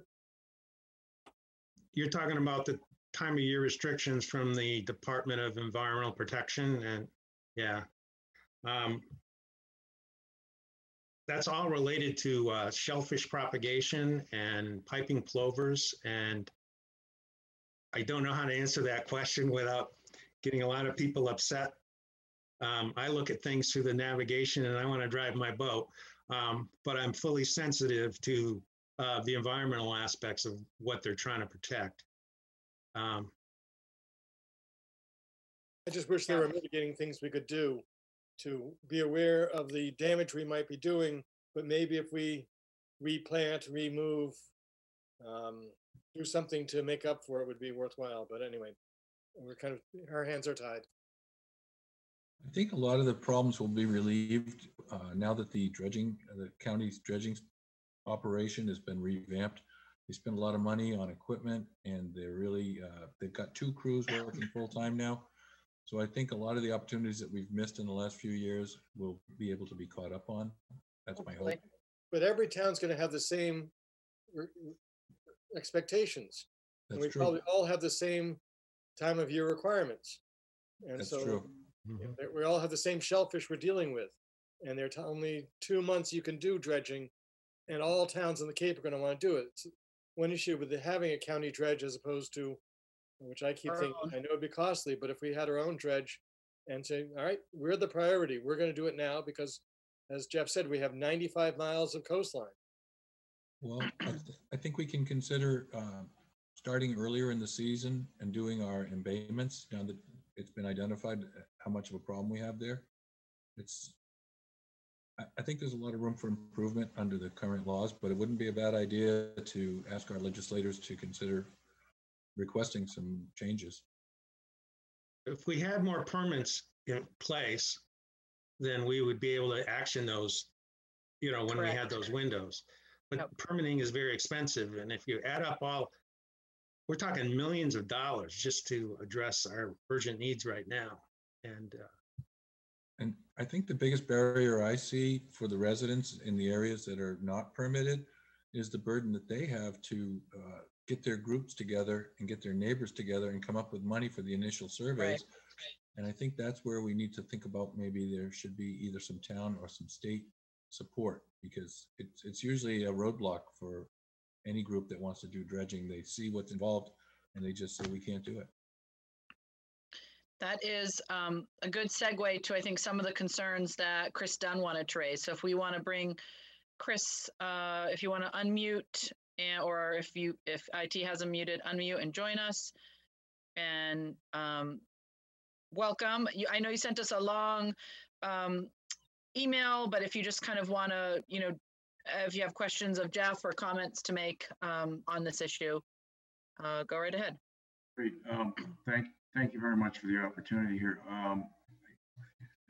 So John Eller and I have been working for about 2.5 years with Jeff and the Waterways Committee, specifically on Wacoit Bay. And we have nothing but respect and kudos for Jeff and the effort that he has led. We have made significant progress. We're somewhat frustrated because a year ago we sat in front of this committee in December and we'd identified Wacoit Bay as the priority for 2020. But to Jeff's credit and the committee's credit, he really took good advantage of the downtime to move us into a necessary place, which is really a fact-based management scenario for the waterways in town that need attention. And Selectman Brown, you've been participating in some of these meetings with us, and that's been an incredibly valuable add, and we appreciate your presence there. And at one point you asked the question about, do we need more resources? And I think it's clear that to attack that list of 20 unpermitted waterways, significant resources would be needed. And one of the things that we talk about in the piece that we sent to you was really the need to start looking at how do we leverage other resources in town, other engineering abilities in town. The DPW does dredging for their own purposes, but they clearly have expertise and capabilities in that area. Are there some levers that we can pull to help Jeff and the Waterways Committee? These guys are trying to do this thing all by themselves, and there's a tremendous amount of resource available to them that we would really like to see made available to help them. And then in particular, the question of Wacoit Bay. Wacoit Bay is kind of unique in the sense that it spans multiple jurisdictions. It's a shared facility between Falmouth and Mashpee. I know that I'm grateful for the Mashpee pump out boat because he comes to my boat once a week and does the needful, as my programmer friends used to say, for me in the summertime. And we do have a unique capability in town. Our harbor master also sits on the Mashpee Waterways Committee. And it seems to me that that's kind of a natural point for interaction to develop a joint approach for addressing the issue specifically in Wacoit Bay.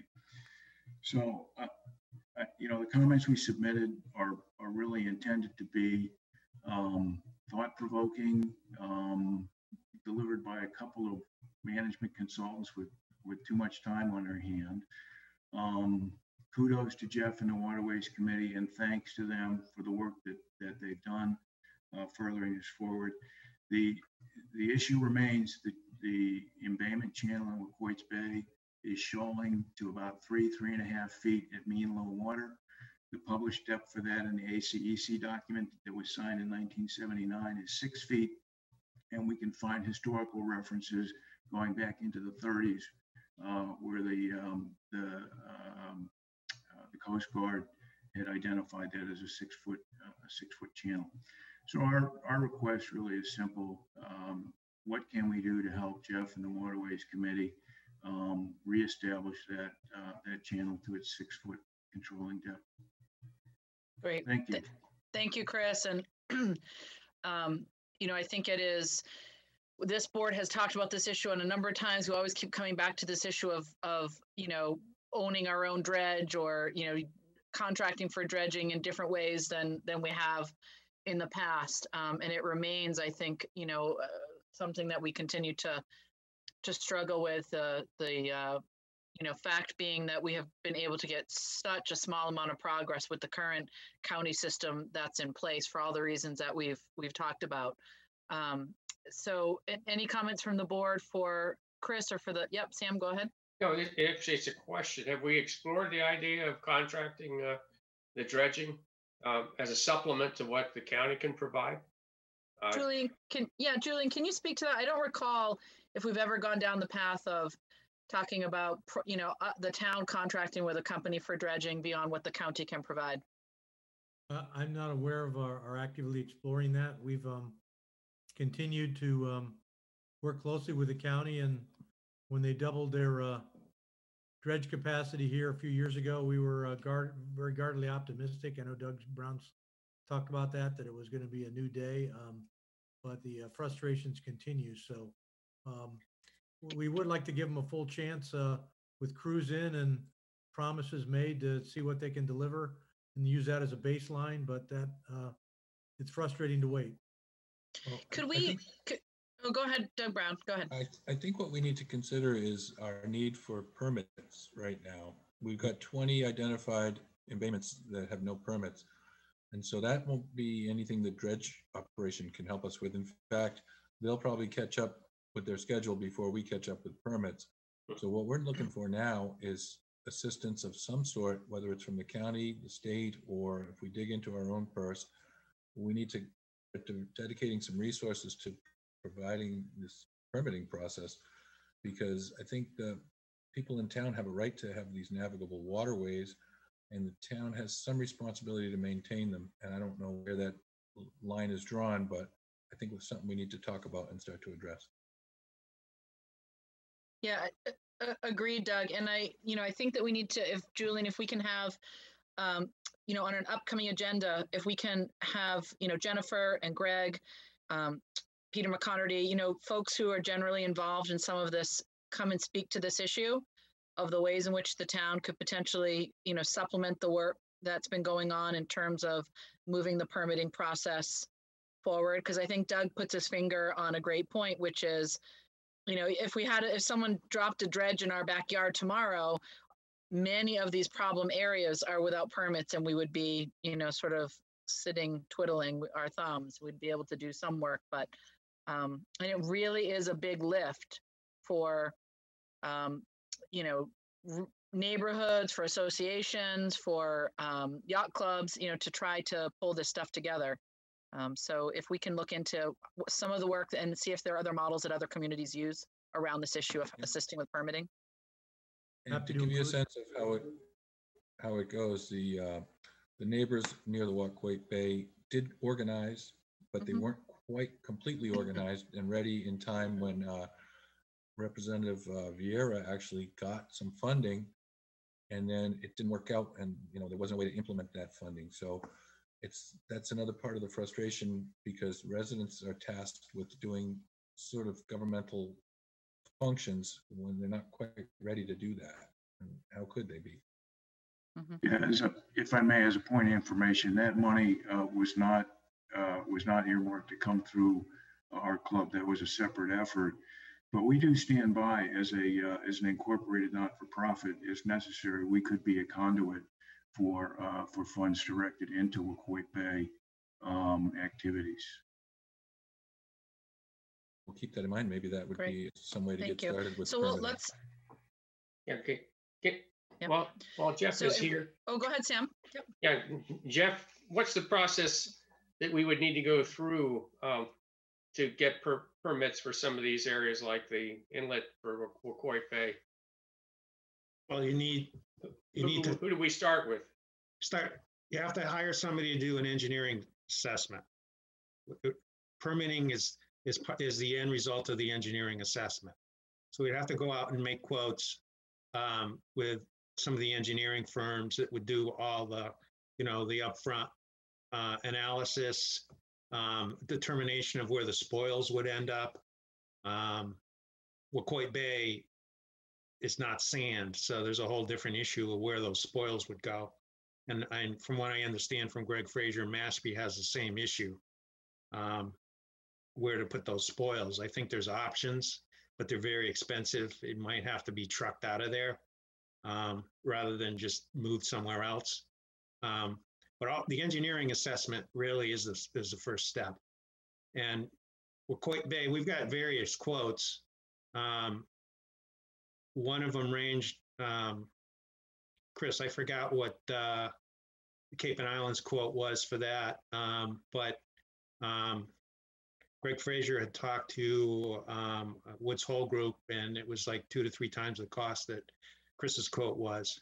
And there was a lot of money. It was like $100,000+ just for the engineering assessment. We received a quote from Cape and Islands Engineering for about $65,000, and that was based on a clear definition of scope for a segment of channels, 1,000 feet of channel, dredged 100 feet wide, removing 2 feet of material.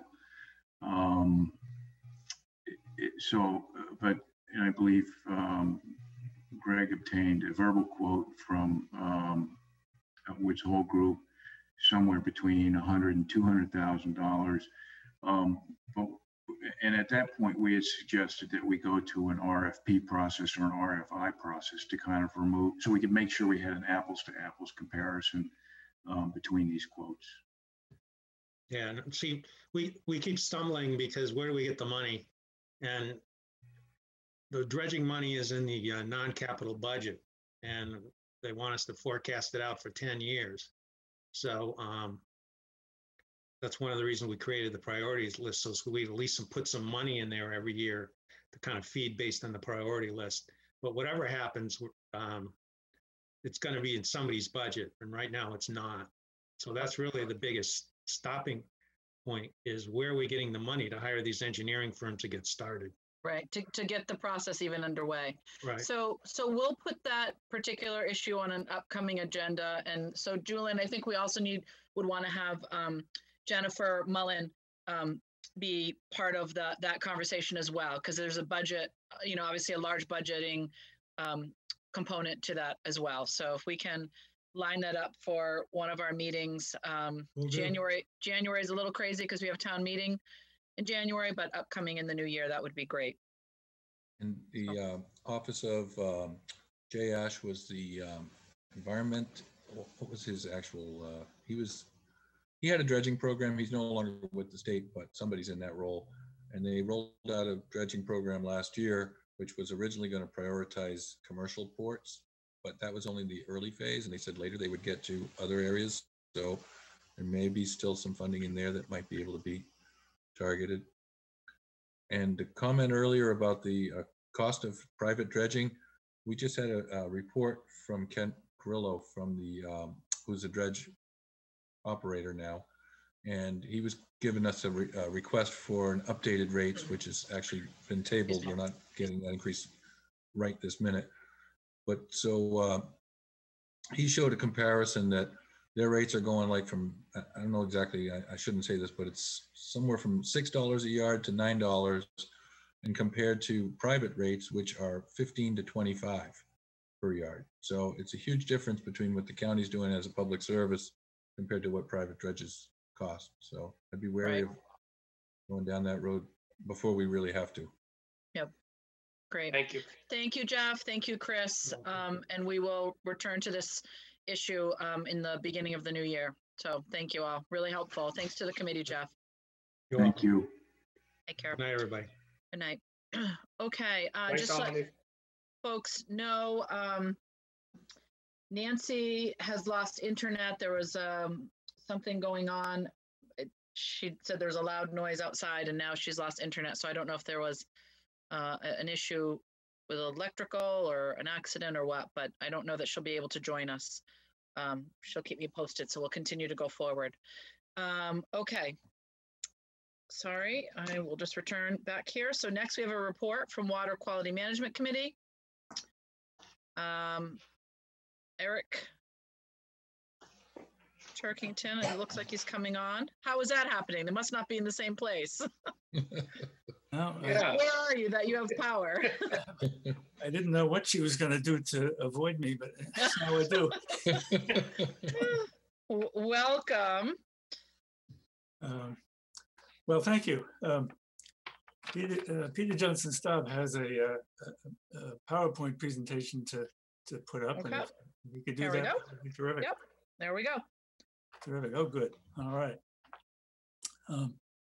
Well, first slide first, Peter. Don't rush through here. All right. Before I get into the details of what we've been doing for this year, I do want to note we did have a change of membership, as the board knows. Virginia Valiella, who has given this town 10 years of faithful service on this committee and her whole life before that on everything this town needed to have done. She had to step down, and we still miss her very much. Steve Rafferty, who was an original member of this committee, fortunately made himself available, and he has stepped in and joined us again. So we appreciate that, but we do miss Virginia. So next slide. So let's start with some success stories for our town. Next slide. The first one, you all remember at the end of last year, you submitted a plan update for the town's wastewater management plan to the state, and we're pleased to say that it was approved in February. Our plan, Falmouth's plan, is a little different than a lot of communities. Ours, first of all, it accentuates the testing and implementation of alternatives to sewering. Second, it says we only sewer where it's absolutely necessary. And third, we only sewer when we can do so using what Peter Boyer used to call the windows of opportunity, where we can put out a large capital piece for sewering and not raise the tax rate to do it. DEP and the state, it took them a while to get used to that idea, but they're used to it now, and they've agreed that Falmouth can do it that way, and that's the way we've been doing it. Next slide. Another success story is in West Falmouth Harbor. West Falmouth Harbor is now the first estuary on Cape Cod that has met its TMDL. In other words, the amount of nitrogen that needed to be removed, the steps that Falmouth has taken is going to remove that amount of nitrogen. And it wasn't by accident here. Falmouth spent a lot of money on the plant upgrade so that the nitrogen that it was producing was down to 3 parts per milliliter instead of 10. Falmouth, along with the Coalition for Buzzards Bay, installed 30 innovative alternative septic systems right around the perimeter of West Falmouth Harbor, which are reducing a fair amount of nitrogen. And other steps that we've taken, we have now ended up with the first, as I said, the first estuary on Cape Cod that will meet its TMDL. And the question of when, we don't know. It kind of depends on when this big slug of nitrogen that was put into the groundwater from our plant some years ago finally passes through into the harbor and gets diluted out. But when that happens, we're expecting to see major improvement in that very important water body. One of our members, Tom Duncan, did some research down there in a former life. And so we have detailed information of what the harbor was like before. And we're going to be able to track it pretty closely as to how soon the improvement comes and how much of an improvement we get. Next slide. Okay, our other success story, of course, is the Little Pond Sewer area. If you remember, it was voted by the town back in 2014. Project is now completed. It's 2020. Everybody's hooked up. Well, maybe a couple aren't, but everybody's hooked up for all practical purposes. 1,350 parcels, which is like 10% of all the homes in the town of Falmouth have been hooked up under this one project. On time, under budget, and with the most affordable betterments anyone on Cape Cod has ever paid and ever will. It was a remarkable job by all concerned. And the town should be very proud of the way it worked out. Next slide. To be exact, that sewering project will remove 88% of the amount of nitrogen that we need to remove from Little Pond. And how are we going to know how it's really working? Well, we've got 3 entities looking at this. We had U.S. Geological Survey has been testing this before the sewer project went in and after. The Marine Biological Laboratory, Ken Foreman and his crew, they have installed, you see all these little yellow dots up and down the coast of Little Pond. Those are all monitoring devices that Ken Foreman and his crew at the NBL have put in. And of course, UMass Dartmouth is also monitoring the before and the after. So as soon as there are results in Little Pond, we're going to know exactly how much, exactly how successful this project has been.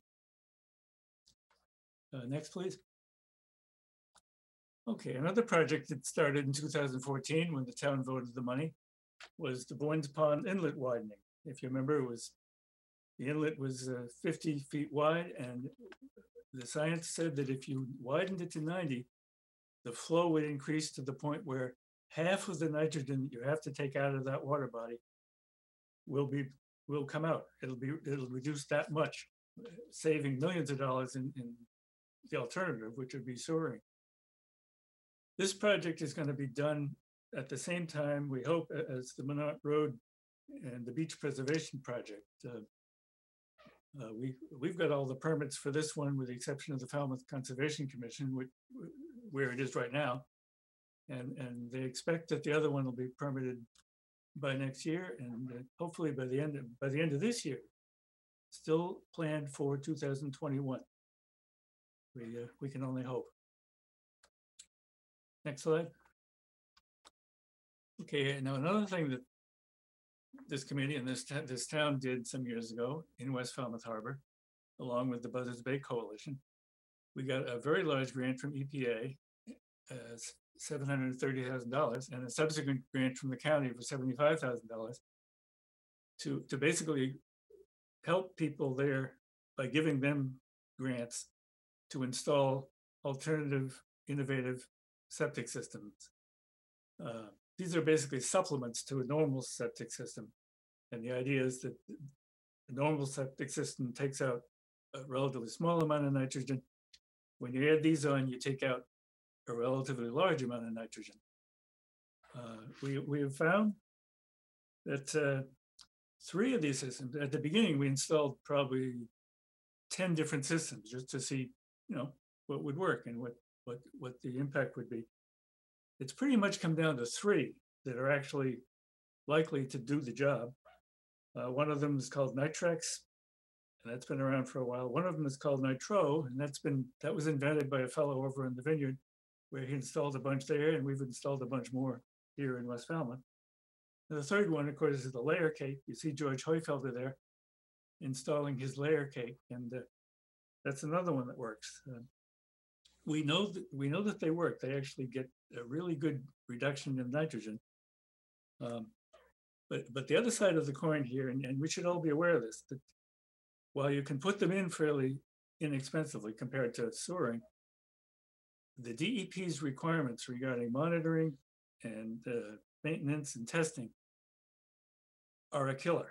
They make it really impractical to recommend these on a large scale basis. And I think we all need to work a little harder to get DEP to understand that when a system works, you don't have to treat it like the sewer treatment plant and monitor it every week. You can count on these things to work. So that's our goal in the next couple of years, ours and everybody else in Cape Cod, because we certainly can't sewer the whole place. We do need to have innovative alternative systems that are approved for general use and not too onerous to the homeowner or to the town to manage them. So next slide, please. Okay, another project that we've been doing, in fact, one of our committee members, Matt Charette, who was at Hui, he basically applied for and received a large grant to put this in. This is in the ground now as we speak over at Great Pond. The premise here is that people's septic systems or cesspools produce a flow of nitrogen that heads to the estuary. If you build a barrier between the flow and the estuary and intercept it with some form of carbon, the nitrogen will be taken up by the carbon and it will never get to the estuary. So in this case, we're using a kind of a liquid emulsion in sort of tubes. It goes, you see the tubes and you see the emulsion in the picture. And basically the liquid is put into the ground and it intercepts the nitrogen, and it's in the ground, it's working, and we're going to have results this year to really be able to tell just how effective this is. This is only the second large-scale installation of this kind on Cape Cod, and we're very happy to be working with Matt and his people at Hui to make it happen. Next. Eel River Shellfish Demonstration Project. I know the board's very familiar with this one. The premise here has been, we know shellfish take up nitrogen, but if you want to use shellfish as a means of doing that, it can't just be throwing them into the water, throwing the shellfish into the water and hope that they take out the nitrogen. You know, it has to be quantifiable and measurable. And so the town and the committee and MES have partnered with the local shellfish growers, the aquaculture guys, to say, listen, you can put these into our estuaries. The town has the license to do this, but they're subleasing it, as it were, to the shellfish guys. In return, you have to promise the town that you're going to put this much shellfish in and take this many shellfish out and produce this amount of nitrogen reduction in this water body. It's working. Now this year has been a tough year because they're having trouble selling the shellfish because of course restaurants aren't buying them. But the basic principle is working out. The town knows what it's going to get by way of nitrogen reduction, and the shellfish aquaculture people know that they're going to have a good place to grow a shellfish crop. Next slide. All right, the Coonamessett River restoration. We have partnered with the Woodwell Climate Research Center, and Chris Neal is basically the lead researcher on this one, and with the USDA. Same kind of thing as we had elsewhere. We took a before and an after. You know, but before the restoration project tore up the cranberry bogs and created what you see in the picture here, and after. So the question that we're trying to answer is, does this restoration help with nitrogen reduction? Now we know these river restoration projects help in a lot of other ways. It certainly helps with the fish that want to go upstream, and it helps with a number of other populations. But our focus is on nitrogen reduction, and the jury is still out on whether this kind of a restoration project significantly contributes to nitrogen reduction or not. We're going to find out with the help of Chris Neal and his team. Next. Okay, you know this guy over on the left. He very suspect. Yeah. He was wearing Don't trust dark a guy glasses. with dark glasses. But, I don't think- Exactly.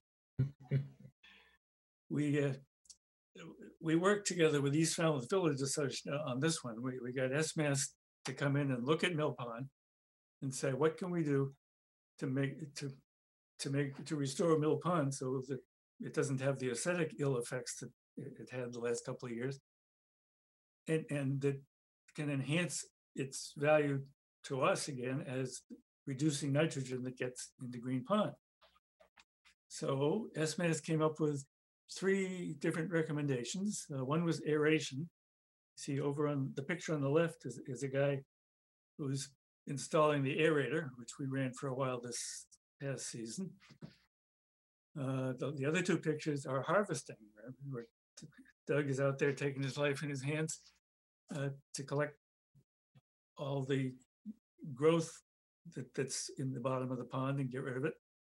We were fortunate this year to find a machine in Plymouth that they would rent to us to take the to harvest the growth in a much larger way than the way we did it with Doug in the boat. So we've got these 2 ways of cleaning up the water body. And there's a third one, which is called a detention pond, which we have a permit application for in front of the Conservation Commission as we speak. So we're going to find out which one of them works, which one is effective, or which, where do we go from here? This is going to be a useful project, not just for Mill Pond, but we have a lot of other ponds in this town that are showing signs of decay and deterioration.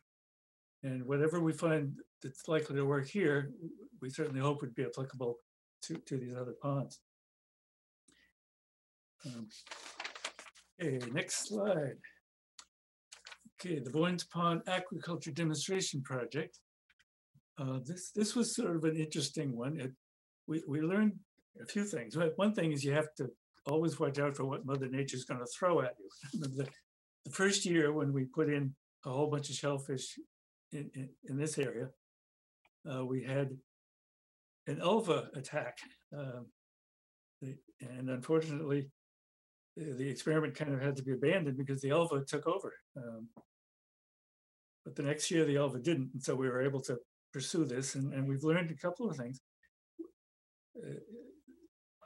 Successful shellfish growing is extremely site specific. I mean, you can have a site, a few hundred yards away, and one will do fine, and one will do not fine at all. And we found how density matters, how closely you pack the shellfish makes a big difference in how they do their job of nitrogen reduction and how fast they grow. It was a very useful project, because we needed to actually have shellfish in the water body in a scientifically managed way so that we know exactly what it does for us or doesn't do for us as time goes by. Next slide. Eric, if we could just clarify what the ulva is. We had a chat question. Right. I didn't know myself until I saw it. It's sort of a greasy green looking growth that takes over a water body when the conditions are right for ulva. You certainly wouldn't want to eat it, and the shellfish didn't like it either. So we're happy to see it go, but it was new to me too, Doug. One of the other projects we've been spending a number of years on is an oyster pond draft management plan. And basically we look at the oyster pond as sort of a sample area. It's a single pond with a relatively confined area zone of contribution. And we compared, suppose you sewered it with a low pressure sewers collection system for a couple hundred houses, or the alternative would be innovative alternative septic systems for the same number of houses.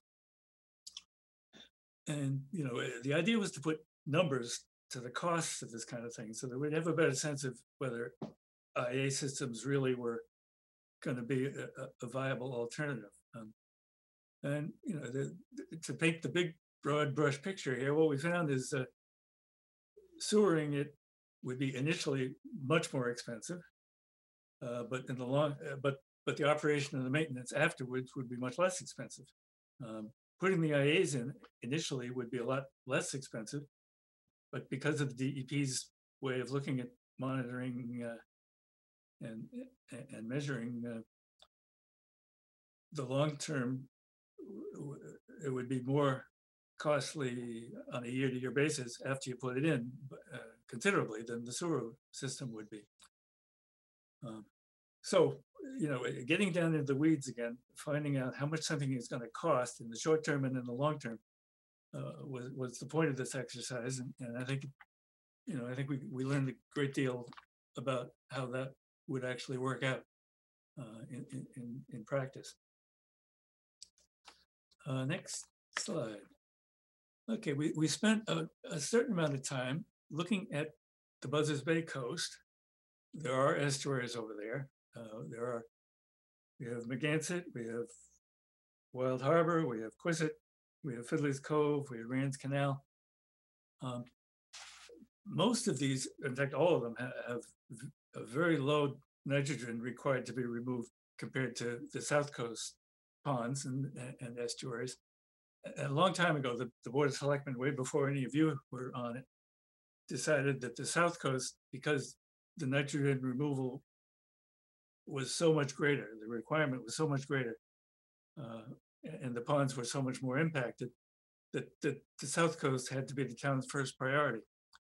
But we have been looking at these other estuaries, and our initial take on it is basically that alternatives can solve the problem in some of them. Certainly, Megansett shellfish alone could do it. Fiddlers and Rands, the nitrogen reduction number is small enough, and the alternatives that are available are feasible enough that that might well work for those water bodies, and even for Quistit. Wild Harbor would be tougher, but even there, I think we're focusing more on alternatives than on sewering. And as I say, the town's plan has always been deal with the big problems in the South Coast first. You can't do 14 estuaries all at once, and we're going one at a time as fast as the finances permit on the South Coast. But I think we will be able to do something with these other estuaries with alternatives. So next. All right, now let me just get into where we're going with sewering. This was all in the plan that you approved back last fall. And the next planned phase of Falmouth sewering is the T-Ticket Akapesket area. You can see in the picture the piece on the west side is area number 1. And that's the one that your capital plan calls for voting the money in 2024 or 5 and constructing in 2026. The second half would be area 2, which would be over on the right-hand side. That's Akapesket essentially. And that would be the next phase, perhaps 2030. There's really not a date been set for that, but the town has put up money for design, and planning is currently underway. And this is the timetable.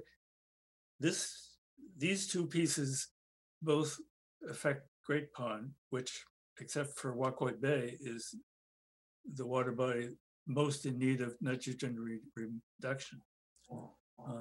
I will caution us that because 60% of the water that comes into this water body comes from the Coonamessett River system, sewering these two areas will get rid of a lot of the problem, but it will not get rid of all of the problem because, as I say, there's a lot of water coming in that isn't coming from these neighborhoods. It's coming from north of 28. So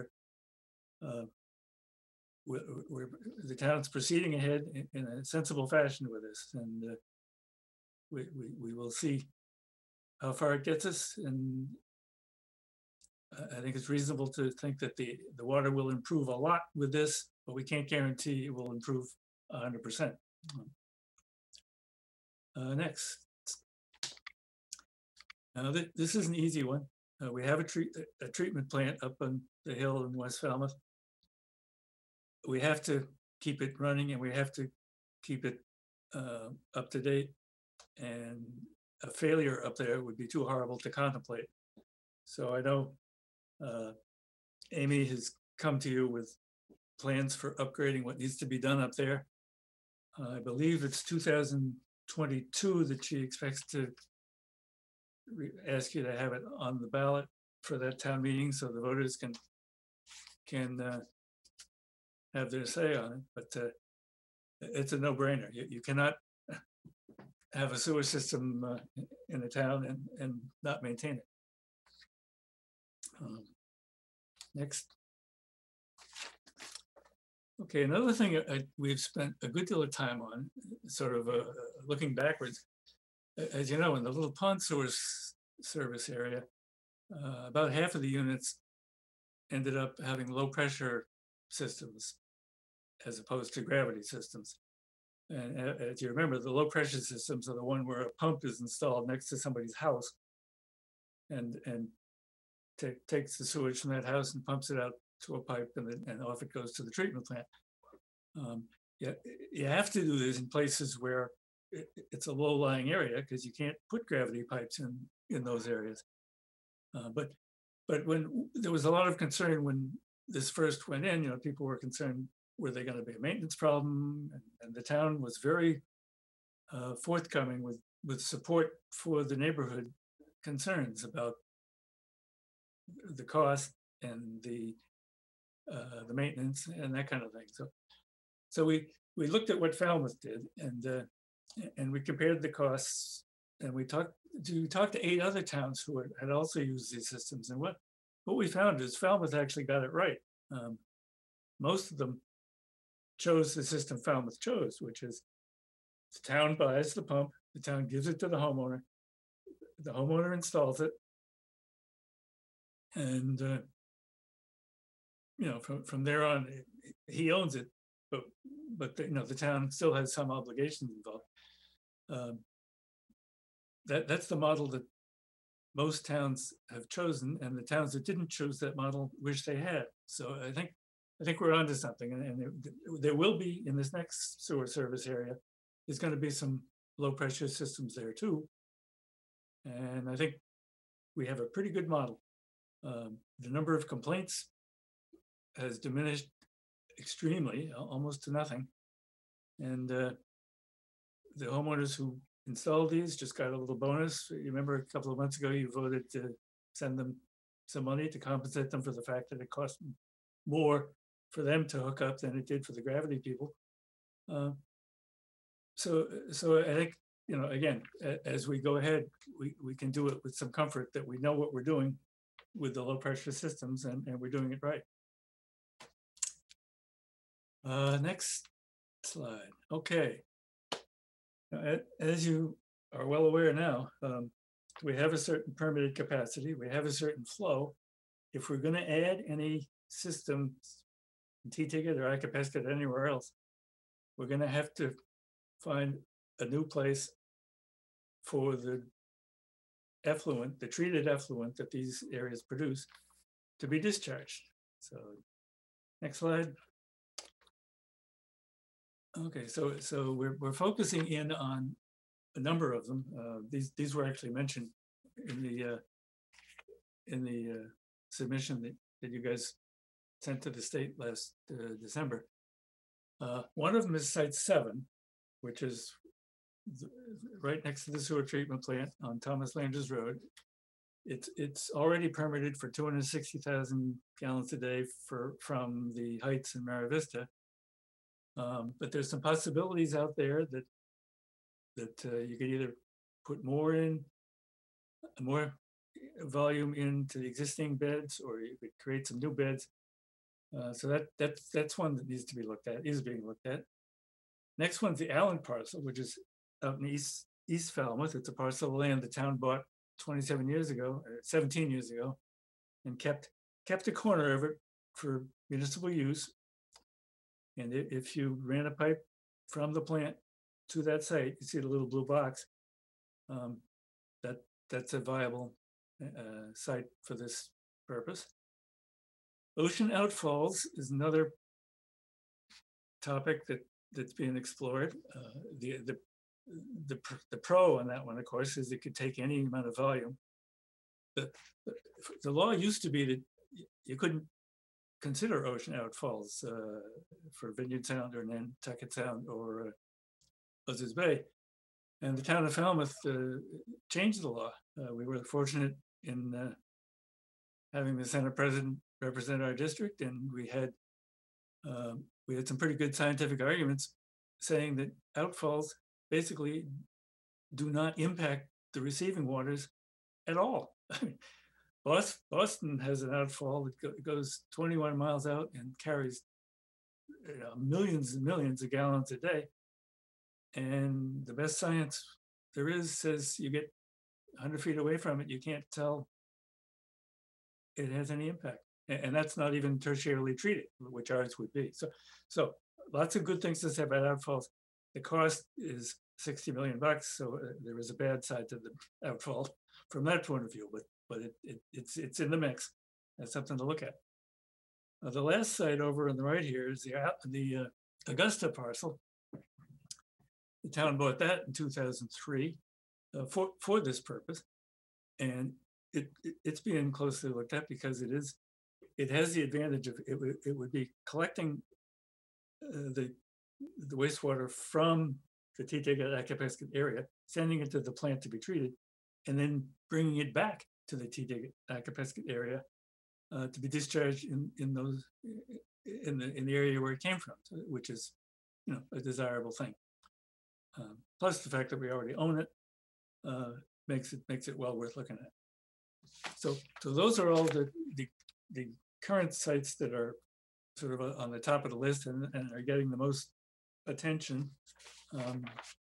Before not too long, we'll be back to you with more detailed information and more detailed recommendations on what the pros and the cons are and what the town ought to be doing. Next slide. Okay, in the region, a number of very good things are happening. The greatest, of course, is this Cape and Islands Water Protection Act, which you've been hearing about that from Peter, and he's our representative on that board. That has the potential to give us a 25% grant towards the capital costs of our next wastewater infrastructure project. That it is beyond amazing that the legislature did two things here. They created a tax, which, as we all know, taxes are the third rail of politics at the State House, and they created a tax just for the Cape and the Islands, which is even more amazing. You know, the idea that they should understand the need for us to do this and provide a mechanism with a tax just for Cape Cod. That never happens.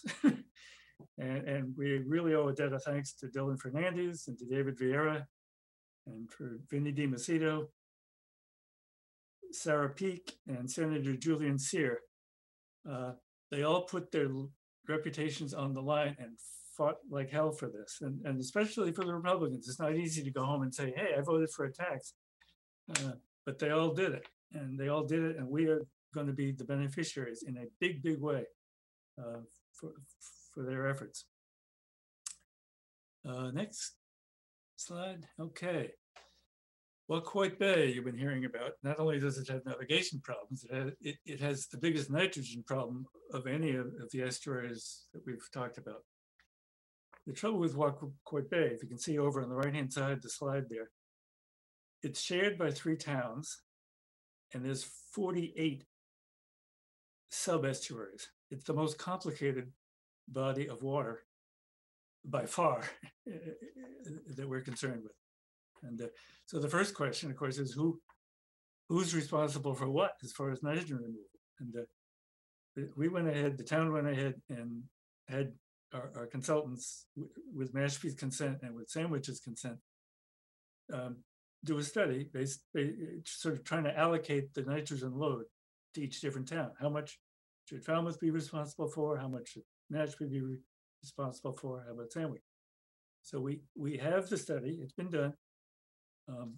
We're comfortable with. We've gone through the details and, you know, with a fine-tooth comb, and we're comfortable with the science. The next step is to get together with Mashpee and Sandwich and make sure that they agree, or if they don't, that we hash it out so that we all know what our own individual town's target is going to be. It's obviously a long-term and extremely complicated project, and it's not going to be one we're going to get to today or tomorrow. But you have to plan ahead. And the first thing about planning ahead is how much nitrogen is our town's responsibility to get rid of. Next slide. And finally, I'm not sure we call this progress or not, but these towns, Falmouth and Mashpee and Sandwich, and now Barnstable and Bourne, and Joint Base Cape Cod have been talking about the future use of what they have up there and how useful it might be to our towns, either as treatment or as disposal site. As a disposal site, it doesn't work for us just because it's up at the canal, which is a very long way away. And we would have to spend an awful lot of money to get a pipe to the base, and then we'd have to contribute an awful lot of money more to upgrade the pipe that they have that currently goes to the canal. So as a disposal site, it really hasn't gotten on our top 10 list. And as a treatment plant, frankly, it doesn't either. We have a treatment plant that's more convenient and more more modern, and frankly, it produces nitrogen at a level that's the highest of any in the state. So they really have nothing to offer us in the treatment line either. But we definitely want to be in the mix because obviously it's our neighbor, and what goes on up there matters a great deal to our town. So we're keeping our ears open and our hand in that conversation at Joint Base Cape Cod. Last slide. We want to thank you for your support. I recognize my colleagues here, John Waterbury, Steve Layton, Ron Zweig, Tom Duncan, Steve Rafferty, and Matt Charette. And I will also recognize Kristen Rastin, who, among other things, prepared this slideshow. And she does everything else for the committee that makes us look like we know what we're doing. And we appreciate it very much. Also, Doug Brown, who shows up at all our meetings. And he's a liaison, but my goodness, we're going to make him an honorary member. But if anyone has any don't comments, threaten him, Eric. I'd be happy to entertain them. Thank you. That was really comprehensive. Any questions from any members of the board? And I'll ask now if there are any questions from the public, if anyone wants to enter in any questions or thoughts in the chat as well. Go ahead, Doug Brown. Well, Eric, is there any new news about the approval of the layer cake? Are we getting close to getting approval for use? Okay, Nitrex has had provisional use for a while. There's three kinds of approval you can get: sort of the experimental one, the provisional, and then the general use. All three of them have the provisional. Nitrex has had the second one for a while. Nitro, the vineyard one, has had the provisional one lately. They're at that level now too. I don't think the layer cake is there yet, but I do know the coalition is very keen on the layer cake. They're installing a bunch of them on the other side of the bay, and I think the number they're installing will bring the layer cake up to that same level. So all three of them will be soon at sort of stage 2.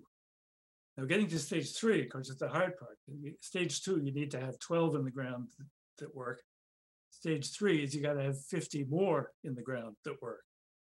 And no one has gotten to that general use stage 3 yet. But we're like I say, we're hopeful because we know they work. Right. And I just hope we get to the point where I believe in Florida that they have approved those for use widely. And so I hope that we can make a case that the testing is really not needed, and let's just put them in and we know that that's going to work. Other states have done exactly that, right? And Massachusetts has been the most reluctant. And it's a mentality of extreme caution, shall we say? In fact, I asked Brad Dudley, and he'll tell you, he views innovative alternative septic systems as miniature sewer treatment plants, and he wants to regulate them accordingly. And as Julian mentioned earlier in your meeting here, their idea of regulating it is someone else would term it micromanaging and not to the benefit of the community. So they are definitely a stumbling block in having these get to where we know they have to get. And as soon as we get this this 50 target, then I think we should unleash our delegation on the Capitol Hill and see if we can get some changes, because it's the only way to really make progress, I would say. Yes, it's clear to everyone who's thought about it. We are not going to sewer every house on Cape Cod. It just can't can't be done. You have to Right. have systems that people can add onto their septic tank that work and that don't cost them an arm and a leg to install or to operate and maintain. Right. And you know, we know these work, and it's getting them over to that third and final stage that it's a challenge. Right. And go ahead, Sam. Yeah, what's the result of that layer cake system right now in terms of the effluent that's discharged? How many milliliter or milligrams per liter? I'm not sure, but they're all. Our goal was to find systems that get 10 or less, and all three of these are getting like 5 or less. You know, so they're not even close to marginal. They really work. I mean, our treatment plant gets 3. 3. And, Yeah. and so, you know, 5 is fine. Fine. You know, it's really exceeded the target that we were hoping for. So Thank you. Thank you. I have one more. Go ahead, Doug. You know, Eric, when we first started sewering in Mara Vista, and we were having some problems and some controversy and some misunderstanding about the low pressure systems, I felt personally that maybe we made a mistake and maybe we should have just dug a little deeper and gone with all gravity. And I was surprised and interested to hear, because I hadn't heard that at the meetings, and I was maybe not at that meeting, but I'm surprised to hear that other towns have followed that model. Is it just because of the cost-effective installation? Well, there's 2 factors that drive you toward the low pressure systems. One is geography. You know, if you're low enough, you can't put a gravity system in because it's got to be so much deeper in the ground than the low pressure, and you don't want to install them underwater, which is where they would be if in certain low areas. The other thing about gravity, aside from the fact that it costs a lot more, like twice as much to install the pipes, is that the gravity systems need lift stations. You know, and it's like in Mara Vista, for example, if we had said, okay, we're going to make it all gravity down there, we would have had to go find lift station sites in Mara Vista, which would be people's houses would be next door to a lift station. A lot of people don't think that's what they want to have next door. We would have had to go identify the sites. We would have had to go negotiate the sites, buy the sites, build the lift station. It cost $1 million to build a lift station. For all those reasons, I mean, we'd still be talking about Mara Vista and the Heights if we hadn't decided that low pressure was the way to go for at least a sizable portion of that area. Good to know. Thank you. DPW would love everything to be gravity because you put it in the ground, you never see it again, and you never have to deal with it. Right. But actually, the practicality of particularly on our peninsulas, these are all low-lying peninsulas. You know, you can't put gravity pipes in a lot of the area just because of how high it is off sea level. And I noticed that we have one question in the comments here. Did E1 extend the warranty period on the low pressure systems? Julian might know. I think so, but I'm not familiar with that detail. I didn't want to take a guess, but Amy Lowell can confirm that if that individual would like to send us an email to the manager's office or to Amy directly. Great. Well, yeah, we'll track that information down, Craig. I think it was Craig Fleming. So if you just want to send a quick reminder, just so I have your email, I will follow up with Amy if you send an email to the select board. Good one. Eric, thank you so much. Sam, go ahead. I'll do that one. Yep. Have you done the trade-off as to when an outfall actually would start paying for itself? In other words, how much sewering would, at what point would, you know, finding the discharge that basically say outfall is the best way to go if you're looking at a 30-year window? That's going to be part of the conversation. I mean, right now, our total flow for the year is like 500,000 gallons a day. Okay, that's 500,000. The areas that we've talked about adding might get you up to another 500,000. So we don't need 2 million gallons a day. We're not going to need it 30 years from now. We're probably not going to need it 50 years from now. So yeah, we're kind of working it backwards. How much will we need in the next 30 years? And, you know, can that be accommodated on any of the land sites? And you know, if it can't, or if there's other reasons to want to go outfall, you know, we would look at that. But that is obviously the equation that matters. Yeah. If we ever had 2 million gallons a day, that would make a better case for an outfall. But nothing in the planning that this town has done up till now suggests that we're going to get to that number. Well, looks like you're going to have to lay a lot of pipe under streets and what have you to get to some of these distant discharge sites. True. Yeah, it costs about $10 million to bring from the plant, say, to Augusta or to Allen, to those land-based sites. So you know, that's 10 million once, as opposed to 60 million once. But okay, these are big numbers, but some of them are bigger than others. Yeah, and we're well, obviously that'll be part of all the information that we forward to you when we've gathered all the information. Great, thank you. Doug Brown, that'll be the last one because we are getting a little bit later in our agenda to here. All right, I just bear in mind the concern of the odor and the proximity of the Augusta parcel to existing residences. When I drive by the waste management facility, I smell an odor once in a while, and I'm on the highway. I'm not really that close to it. Well, I think it's fair to say that this is tertiarily treated water, so it won't have an odor. But I mean, they're right up by the plant. They're treating it. That's a good point. There is an odor factor that is under control, but it may sometimes affect somebody. But you're right. That's a good point. This is water that's 3 parts per milliliter of nitrogen. There's nothing in it. You know, it's right. I mean, it's pretty neutral. So we'll watch out for that. But in fact, a good way to find out what the odor might be like, to go up to Site 7 now, because tertiarily treated water is being discharged into the beds there as we speak.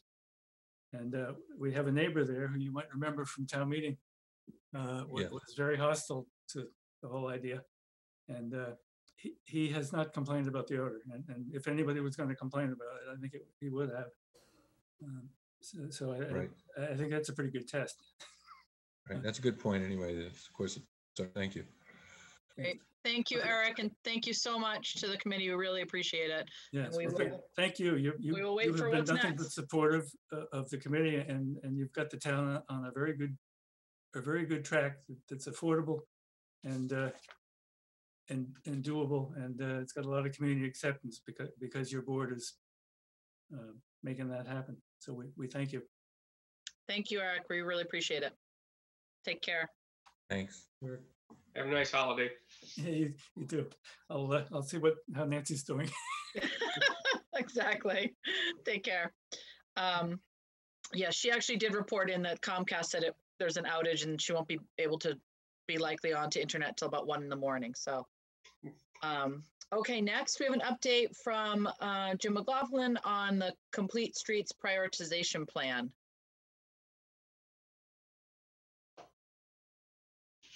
I see Peter and Jim will be coming on. We have a representative from the Cape Cod Commission, 1 or 2 as well. Hi, Peter. Okay, here comes Jim. I think we have some other folks. Hopefully they'll be joining in. Good afternoon. Sorry, earlier I had problems with my video, so I couldn't get on the video. But that's all right. We can hear you. Be fixed. You weren't the only one. Yep. This is the world we live in now. Yep. Welcome, Jim. We need that fiber optic network. Thank you, Madam Chair. If IT could also bring in Steve Tupper and Colleen Medeiros from the Cape Cod Commission.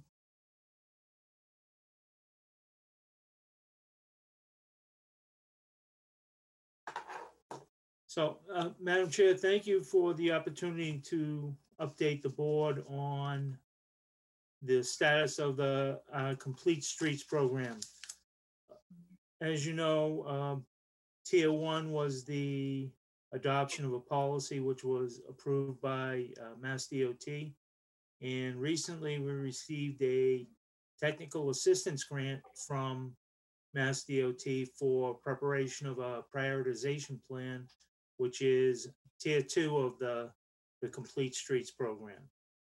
And we're fortunate to have the assistance of the Cape Cod Commission staff in helping us prepare that prioritization plan. They've done several, or are in the process of doing, plans for a number of Cape communities and have a lot of experience in developing the plans and working with Mass DOT on their approval. So the two individuals from the commission staff are Steve Tupper and Colleen Medeiros. And without taking up too much time, I'd like to just turn it over to Steve and let him kick off what we hope will be a very productive and effective plan over the next 6 months. So thank you. Thank you. Welcome, Steve. Welcome, Colleen. And go ahead, Steve. Thank you very much for the introduction, Jim. Thank you, Madam Chair and members of the board. I'll start off with some introductory comments, and then Colleen will guide us through the remainder of the presentation. We'll keep it fairly short tonight, as I know you have a full agenda, but certainly here to answer any questions.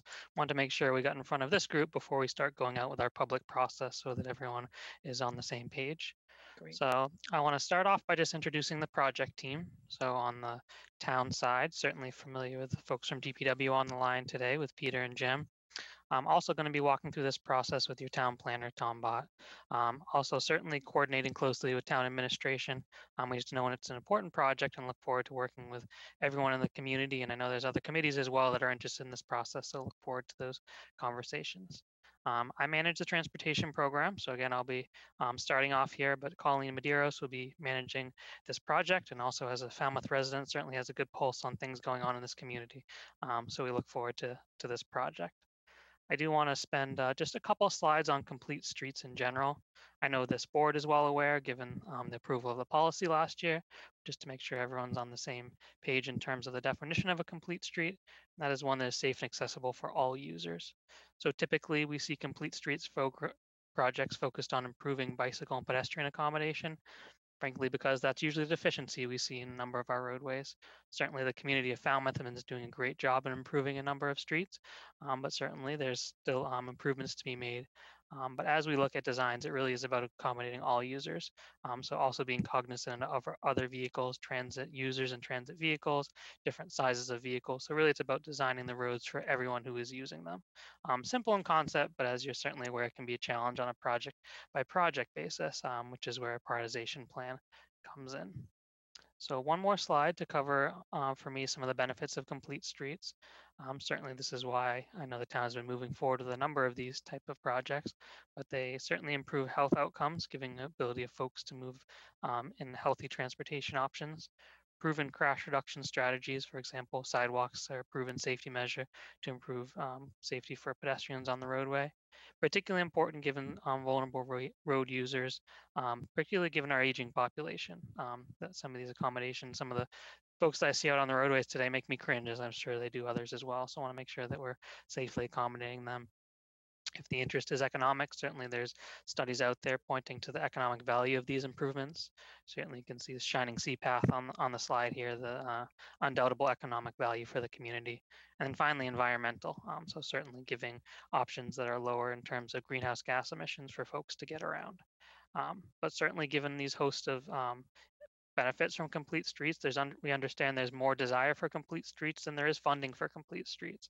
So that's where a prioritization plan can be helpful in setting out an orderly process for identifying things that the town can work through.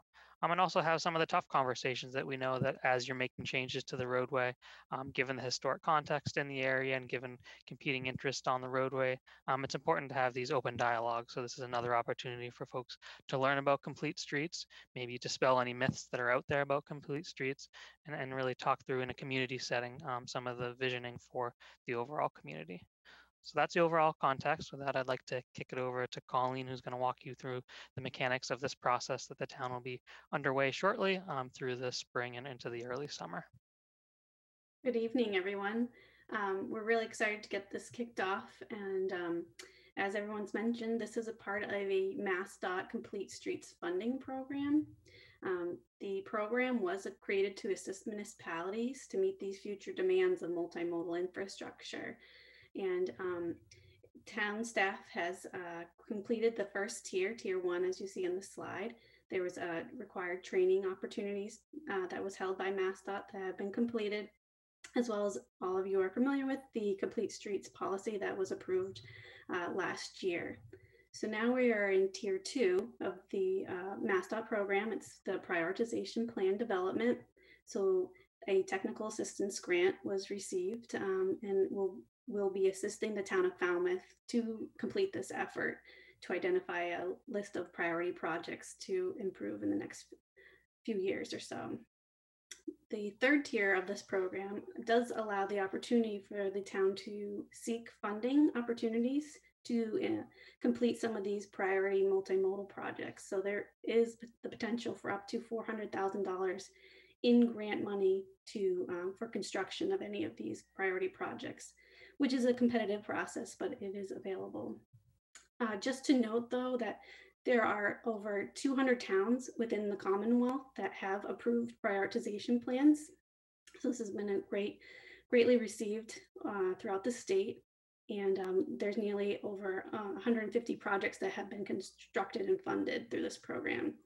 And as on Cape-wide, two are currently plans have been completed, with several more coming. So we're looking forward to helping Falmouth. So what is a prioritization plan? It's the targeted investment strategy that will identify future multimodal projects to be implemented in town. And this is, coordinated through the town. We're assisting the town, and there will be a key public outreach component as part of this. On this slide, you'll see a couple notes just to point out the program for MassDOT Complete Streets funding. State roadways are not eligible to be funded through that construction grant tier 3. However, we feel it's very important from a holistic sense to identify where in town, regardless of roadway ownership, what the town would like to see in the future for all roadways.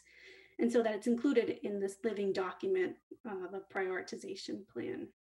However, that those projects will have to be funded otherwise. The prioritization plan should not be just conducted in a vacuum. There's been some great work that's already been done in town, such as the local comprehensive plan, capital improvement plan, an ADA plan, a bike plan, as well as roadway safety audits. There's a lot that's already been identified. So we want to make sure this document reflects everything that's been done to date. And later you can find a lot of that document on our project website that I will reference. And a key, as I mentioned, will be the public outreach component. So we want to hear from residents of where they're saying needs. They're the ones who are using these sidewalks or lack of sidewalks today. So we want to make sure all of it's identified. And the plan will identify the projects, but it will also identify potential project costs, the benefits, and readiness. And all of the projects that will be identified will be evaluated through a set of criteria we'll work with the town to identify. And then that'll help us prioritize which projects are the most important. And again, this will be a living document and can be updated regularly. So a quick overview of the process. So we're reviewing the existing conditions, collecting all that data. In January, we'll be holding our first public meeting. So that'll be a brainstorming session for everyone involved to come up with these list of ideas for where these types of multimodal projects are needed. And after that, we will develop that draft list of projects and work with town staff to identify the prioritization plan and evaluation criteria.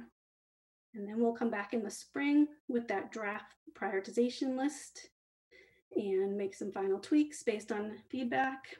And then at the end, the town will submit the final prioritization plan to Mass DOT for acceptance, and there'll be a report as well. So as I mentioned, we're going to be next month holding a public meeting. This is just a precursor for maybe some people to start to think about what types of projects that would be a great fit for this, for the plan. So as Steve mentioned, it's all users. So we're looking at pedestrian, bicycle, transit, and the vehicle. So for pedestrian, potential projects could include sidewalks, crosswalks, and curb ramps, whether it's new construction or upgrading or fixing what's there today. Bicycle accommodations, so multi-use paths, shared use paths, widening roads for just bigger shoulders to allow a bicycle to share the road, bike lanes, and then actual beacons for crosswalks. And then transit is, looking at new transit stops or upgrading what's there today, making sure there's adequate lighting. And then the vehicle, so we want to make the roads safer for all users. So can we calm traffic by installing speed bumps or speed feedback signs? And then, are there key intersections in town that need improvements for safety, such as traffic signalization or a roundabout? And again, all of these projects don't have to be large infrastructure, costly projects. So we want to hear from short-term low-cost improvements to long-term higher costs. So things to think about are, signage and striping improvements, we're calling them. Can you widen a road with a wider shoulder? Install some crosswalks where they're missing with ramps, or just improve a crosswalk with more signage or warning beacons. And then again, the larger new infrastructure projects, road widening, intersections, and new paths. So for the public outreach component, we'll have 2 virtual public hearings. So the first one will be in January, and that'll be our brainstorming listening session for the public to provide feedback. And then we'll come back in the spring for the public to weigh in about the draft prioritization plan list. As part of this, unfortunately, we can't meet in person, so we're currently developing a web-based public input tool, which will be on the project website. It's not currently ready yet. We're still putting some final tweaks together, but it will allow users to go in if they can't make the first public meeting or think of an idea afterwards, to go in. It'll be web-based map, so you'll see your town and you can zoom into the roadway and click on it or draw a line to say, I would like to connect this missing sidewalk, or pinpoint a crosswalk that needs some attention. So all that will help compile public comments for us to see really where the needs are in town. And as I said, in the next slide, you'll see we have a project website that is currently live. So people can visit there. All of our meeting materials and dates and information will be up there, as well as the relevant studies that we're referencing and prior studies that might have some of this information. And then the web-based public tool will live on that project website as well. And we'll be coming back to the board selectmen as well once we have that draft prioritization list to give another update to the board. And then as well as we'll be coordinating all along with the town staff as well. Here's just a quick schedule where we're looking. As I said, we started earlier and later this fall, and now we're kicking it off, preparing for that first public meeting in January. And the second one we're currently shooting for is April for a second public meeting, with everything wrapping up by June. And a little bit of this is the plug for our first public meeting, Wednesday, June 13th at 6 p.m. It'll be a virtual Zoom format, and we're looking for all the public input on where all this infrastructure is needed or to be fixed. And there'll be that web public comment tool, and we're going to keep that public comment tool open towards the end of the month to allow adequate time for people to really weigh in and give us great feedback. And here is the project website. So it's on our www.capecodcommission.org. Falmouth Complete Streets. And that is our overview of what we'll be doing. So we look forward to working with you all and town staff and committees. If there's any questions, we're happy to answer. Great. Thank you, Steve and Colleen. And I think you had said June 13th, but it was January 13th for that first meeting. Yes. June is when we're kind of wrapping up with the, hopefully, with the final pieces. I had a question. Do the two of you have the contact information for both our Bikeways and Pedestrian Committee as well as our Transportation Management Committee? Yes. Yep. We definitely have been in contact with them. So we will, further coordinate per town staff's guidance as well. And happy to, be great to get their feedback as well. Great. Yeah. I'm just thinking that each of those groups not only have their membership that's really keyed into these issues, but they also have, their circle of folks that they associate with that probably are similarly interested, just to get the word out. And so we'll just make sure we're promoting that through, through our website, but also through those committees, because they definitely, can hopefully drum up some real participation. A lot of those folks have their, they're really keyed into looking for those things, exactly what you're asking for. Doug Brown.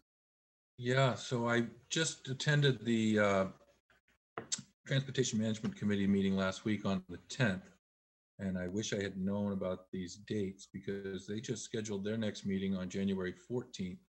And it's kind of unfortunate. They've been, some of the members also are on the Bikeways Committee. They've been asking for complete streets for years. And it would be nice for them to have a chance to meet as a group to consider the priorities of the group. But it seems strategically, the timing is just not good. I wish I had known about this before their last meeting. Yeah, so we're going to keep the public comment tool open to the end of the month in January. So that will allow them to meet during their meetings, hopefully, if they have a second one in January, and they can maybe submit as a group, or I don't. It's up to town staff if they want us to meet with. They meet once a month, so there won't be two in January unless they schedule a special.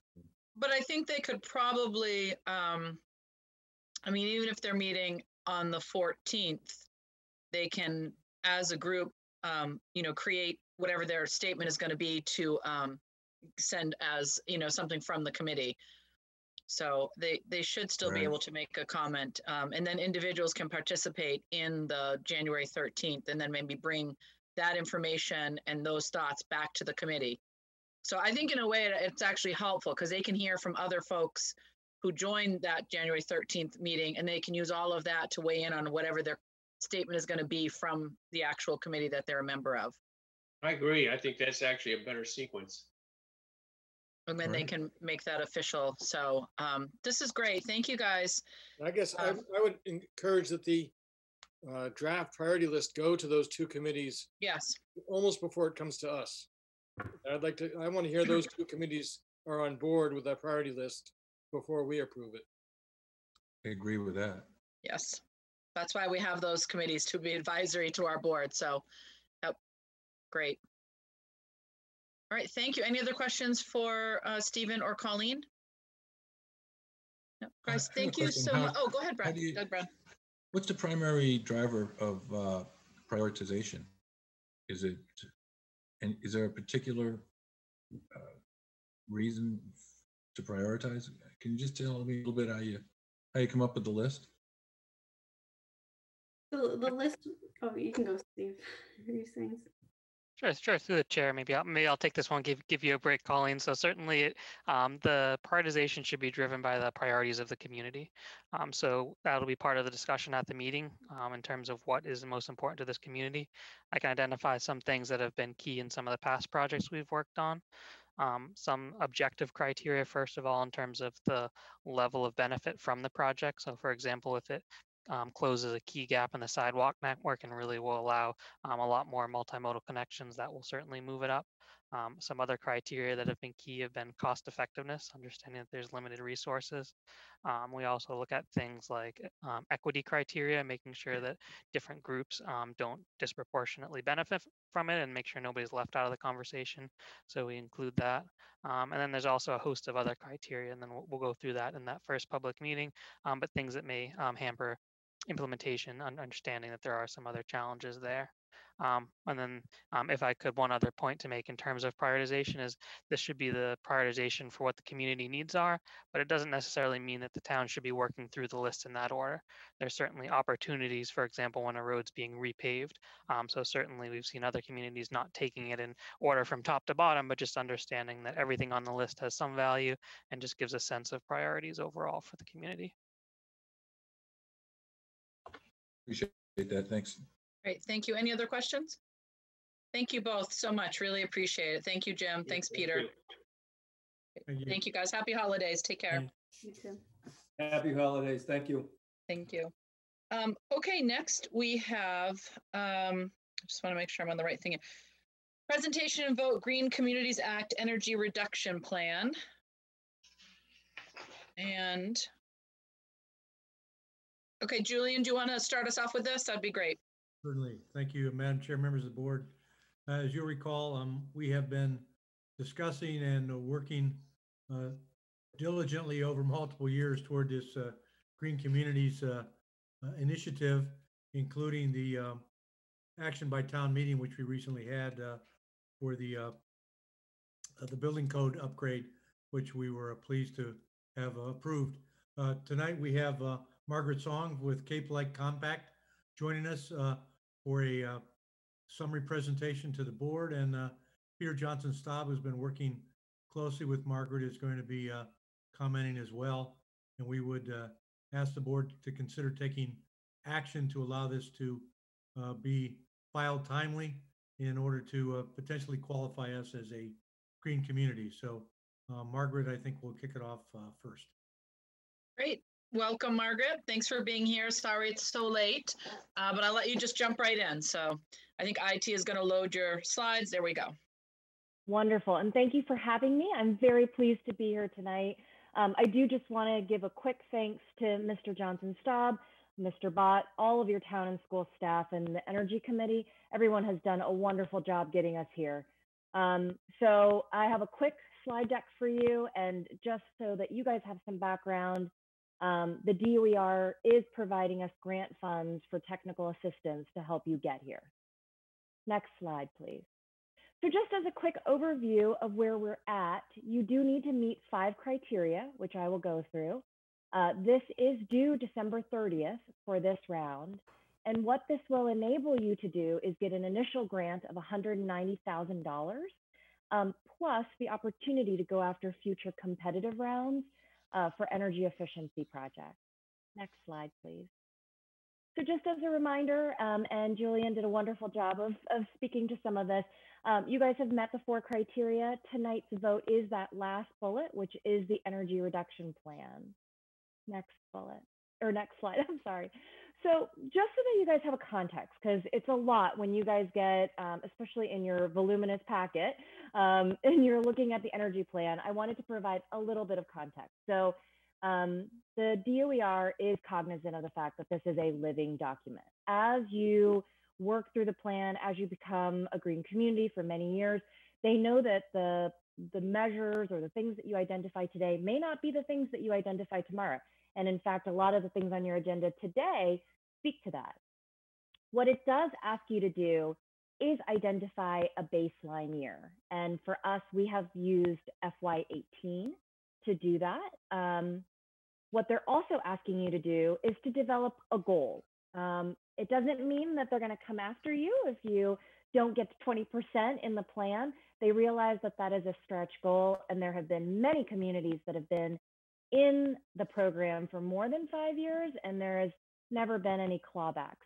What they really want to understand and what they really want to do is help the municipalities get to energy reductions.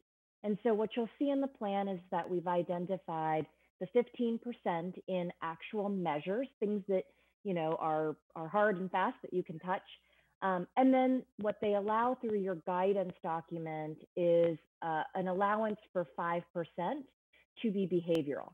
And especially for towns like Falmouth, where you guys have done a tremendous amount over many, many years, it becomes harder to do, you know? So that, I think that that's what you start to see here. Next slide, please. So this provides you a little bit of context into what the baseline year looks like. This table is preset by the DOER, and it's just sort of helpful to understand when you look at all the different fuels. So this is electricity, gasoline, you know, everything, anything and everything that can be used in terms of energy. It all gets compiled, converted into MMBTUs, and these are the percentages that you'll see. Because you guys have wastewater, it's not surprising to see that you guys have the 65% in buildings, but you can see that you have quite a bit in vehicles as well. Next slide. So now that we've talked about the baseline, which you had to do, how would you actually accomplish the goal of 20% reductions? One of the reasons why we went back to FY18 is that in the last couple of years, you folks have authorized quite a few capital improvements that have saved energy over time. And so we wanted to be able to claim some of that. So the way that this table has been set up is to show you the categories there on the leftmost side, and then to show you by percentages what has been complete by category and what is planned. Again, you don't have to do the plan. It's not a, you know, it's not a prescribed plan that you have to go through that exactly. It just says that those are the things that could get you there. And in case, because I know you have some numbers people, you can round. So in case you're wondering about that. Next slide. So I went through that very quickly. I know you guys have a lot on your agenda, but I just did want to give you the high level. And then just put up there the request for the vote, if possible. Thank you very much, Margaret. Any questions? I know this is something that we've talked about on a number of occasions, so the board is definitely familiar with part of it. I see Peter coming in from a winter wonderland there. Peter, did you want to share any thoughts on this or info for the board? Just to reiterate my thanks to Margaret, what she presented to you is a distillation of a ton of work. To compile the data for the baseline year was probably the most difficult piece, and then putting together a savings plan from there. So no, it's a long night. We're looking for the board to vote as the motion, I believe, is in your packet, to authorize the chair to send a letter to approve the energy reduction plan. Great. Any questions for Peter or for Margaret on this? If not, do I have a motion? Does someone want to read that motion to me? Do you have it handy? I'll be happy to read it, Madam Chair. Oh, go ahead, Sam. Did you have a question? Yeah, in reading through your document, I had some thoughts of things that could be added to it. I mean, our town has like 24% set aside for conservation purposes, and looking at the open space category, it's not mentioned there at all. So I didn't know whether there were inputs that you could still accept in this. I know these are small items, but is this you said it was a living document? It is, absolutely. And it will continue to evolve. And if there are great opportunities for energy reduction in the open space category, we're all ears. Now, can we extrapolate this to include carbon reduction in the atmosphere? So a lot, and this has been asked by other towns as well. So what we generally do for those folks is that there are calculators out there where we can take the MMBTU and convert them to either carbon or greenhouse gas emission. And if that's of interest to the town, we're absolutely happy to provide those numbers. Okay, and then I have one other small request. Do you know of any grants for installing charging stations for vehicles? Yes, this one. So one of the great things is that there's a couple of different avenues, but the DEP provides some incentives. Those are smaller generally than the ones provided through Green Communities. they do generally need to be publicly accessible. But if that is of interest, again, this is a living thing. So once you guys get designated and the grant funds get to you, the next will be sort of the fun part, which is to decide which projects you want to pursue. We have a bus depot, and it's under the management of our EDIC here in Falmouth, and they're looking to actually install charging stations there for people who come with their vehicles and then hop on a bus and go off to Boston for the day. So that's why I raised the question. Great, thank you. Any other questions? The Doug motion- Brown? Would you like me to go read ahead. that? Yes, Okay. thank you, Doug. I make the motion. I recommend motion. I move that the board adopt the energy reduction plan as submitted and authorize the chair to send a letter to the Mass Department of Energy Resources to affirm this action. Do I have a second? Patterson, second. Okay, I have a motion, a second. Any further Patterson. discussion? Thank you. Seeing none, all those by roll call. Brown? Brown, aye. Patterson? Patterson, aye. Jones? Jones, aye. English Braga, aye. Thank you very much, Margaret. Thanks, Peter, for filling in as well, weighing in. Okay, next. Have a nice holiday. Have a nice holiday. Take care. Sorry it was so late. Thanks. Okay, we have to approve 2021 annual license renewals. So as I call it, that'll be the motion. Doug Brown, if you could second them, and then we will vote them. I will just go through all of them. If someone has a problem with one, just please ask me to hold it, okay? But we'll do them all together. So all alcohol restaurant, East End Tap, 734 T-Ticket Highway, the Cape Club, 125 Falmouth Woods. All Alcohol Club, Amvets, 336 Palmer Avenue. All Alcohol Package Store, Murphy's Package Store, 410 West Falmouth Highway. Common Victualler, Cape Cod Bagels Company Incorporated, 419 Palmer Avenue. Dana's Kitchen, 881 Palmer Avenue. Devour, 352 Main Street. East End Tap, 734 T-Ticket Highway. Eat Your Heart Out Cafe and Gourmet Market, 587 Main Street. Falmouth Hospital Cafeteria, 100 Terhune Drive. Martha's, 281 Main Street. Peel Pizza, 31 T-Ticket Highway. Sweet Rice, 167 T-Ticket Highway. The Cape Club, 125 Falmouth Woods Road. Inholder, Inn on the Square, 40 North Main Street. Entertainment, East End Tap, 734 T-Ticket Highway. The Cape Club, 125 Falmouth Woods Road. Sunday Entertainment, The Cape Club, 125 Falmouth Woods Road.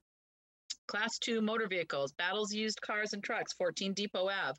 Sid's Auto Brokers, 91 Carlandy Circle. Falmouth Auto Center Incorporated, 614 East Falmouth Highway. Falmouth Motor Car Incorporated, 716 T-Ticket Highway. Pier 3764 Scranton Avenue. Vehicles for Hire, Never Rest Limo, 33 Village Common Drive. White Tie Limousine, 292 T-Ticket Highway. Second those. Okay, I have a motion and a second. All those in favor by roll call. Brown? Brown, aye. Patterson?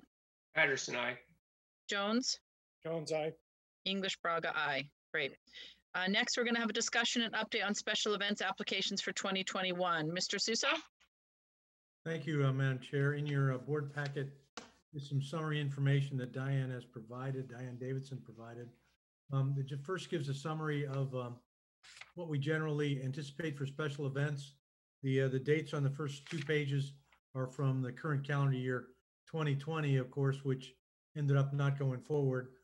Then on the next page, just to give you a representative reminder sample of what we see each year.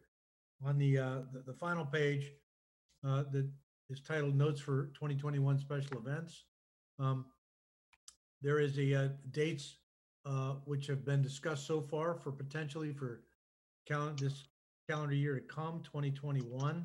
I won't go through all those, but they're pretty self-explanatory and familiar to members of the board. Following that, there's a suggested application process for 2021, which we're bringing to the board and asking for your concurrence if you so choose. One would to have a completed application, which would have 2 narratives. The first being a modified event with a COVID safety plan, and a second would be one for a normal event, should we be fortunate enough to achieve that point during the coming calendar year and in time for the respective special event. And then those would be submitted with a filing fee only. And obviously, we would receive those, we would review those as per standard procedure with staff members on behalf of the board, bring those back to you for your considered action if that's a process you'd be comfortable with. Great. Any questions from the board? Sounds like an excellent plan. You're here. Yep, we've been moved. I think we've kind of really fine-tuned how this is going over the last few months. So, okay. Any other questions? If not, should I have a motion to I move approval. approve it? Or I guess we don't have to. I guess we don't need to approve it. It's just discussing it, right? If it's agreeable, we'll just presume that we have a consensus to move forward in that regard and notify all those interested in special events. That's how we'd like to proceed. Perfect. Thank you, Julian. Thank you. Great. Next, we're going to discuss and vote the 2021 Select Board meeting calendar, including confirming proposed dates for joint meeting with the Planning Board in late January, early February. So hopefully everyone was able to take a look. Julian, do you want to just highlight anything that we should be aware of? Comments. Again, Diane Davidson, thank you, Diane, assembled this draft annual calendar, very similar to what you've had in the current year in terms of a sequence of meetings, including some proposed joint meetings. The board will recall the first joint meeting we've been a little more concerned with was with the planning board, since we've moved that back from the current month to the suggested late January, early February. Actually, in the calendar you received in your packet, it suggests that for let me see, Monday, February 8th. Yeah. And as a consideration, now I will say that the planning board, one of the suggestions was that perhaps this board might prefer to meet on a Saturday morning as opposed to a Monday evening, like this Monday that you have free. Our suggestion is that you do hold it after the January town meeting to give you a little bit of time to get through a very busy month right around the corner. So either the 8th or potentially a Saturday following that, if you prefer that. And we did receive a couple suggestions for agenda items which can be supplemented by members of this board in the near future. I know the planning board was all unanimous in their wish to do it on Saturday morning if we were willing to consider it, because they were remembering some of the previous joint meetings we've had on Saturdays and how productive they were. If we're willing. I would propose the February the 6th then, that's the Saturday. Could I suggest the 13th as an alternative, only because we have that select board meeting that first Monday in February, and the 13th might give us just a little bit more time if we need to deal with anything that comes out of the January 25th town meeting.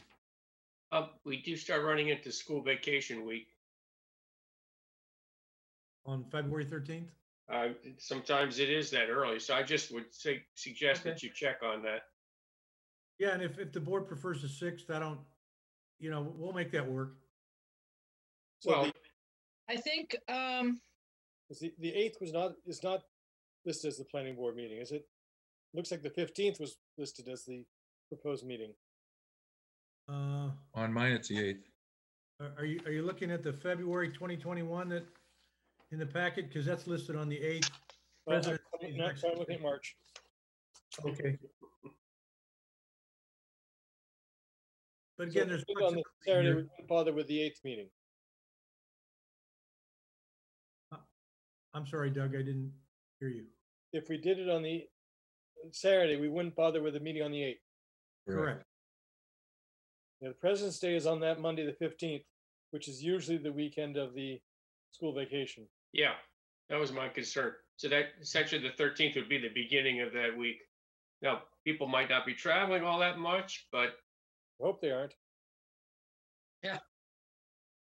And also our meeting is going to be virtual.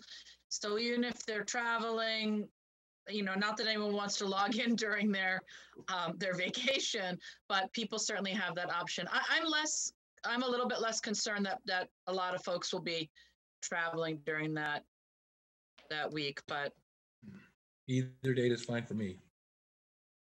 If you prefer the 6th, we can give that a go. That's when I was looking at March. The 13th is fine. Yep. If we could do the 13th, I believe I have a board meeting for another board on the 6th that is a special presentation that I wouldn't be able to miss. So the 13th would be preferable, if that's okay with everyone else. That's fine with me. Fine with me. So if we can check with, just make sure that that's good for planning. Will do. Okay. And how about all the other dates? I didn't want to cut, I know we got stuck on that. Anything else, Julian, that you wanted us to? Nothing else. We have the April town meeting that the board's looked at, and also one we've worked in a November date, again in draft form. That should work in terms of the past experience, but the board would be setting that, of course, officially in April. And at some point, God willing, we'll be back to something that's closer to what we're used to. Yep. This looks like an Andy Dufresne draft to me. He wants us to meet every week. That's Dan Shearer. He's going to cut our pay. That's right. Many of the additional dates are for potential joint meetings, which are just sort of placeholders, because as we know, those do not always come to be. Tom Bott has commented on the chat that February 13th should work for the planning board. Great. Okay, anything else from this board? Can we vote this? Do I have a motion to approve it? Thanks for putting that together. Yeah, so moved. I'll second that then. Oh, okay, I have a motion, a second. Any further discussion? Seeing none, by roll call, Brown? Brown, aye. Patterson? Patterson, aye. Jones? Jones, aye. English Braga, aye. Okay, next we have status update on CDBG COVID grant to the town of Falmouth. Mr. Suso. Thank you again, Madam Chair, members of the board.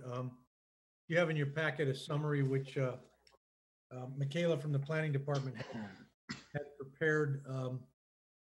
The good news is that we did finally receive, as Michaela summarizes, the long-awaited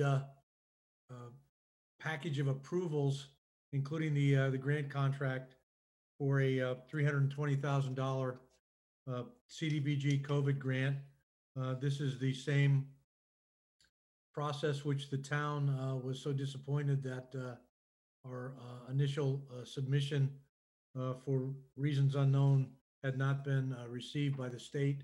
So we're very thankful and gratified that they have found this funding for us. Last Wednesday, we just had a virtual meeting talking about the paperwork and online permitting process for this.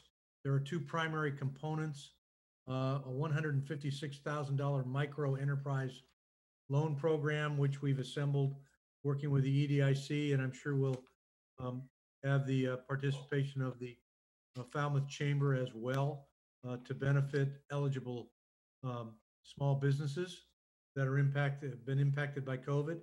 The second piece is a social services piece, working with the Falmouth Service Center in the amount of $160,000.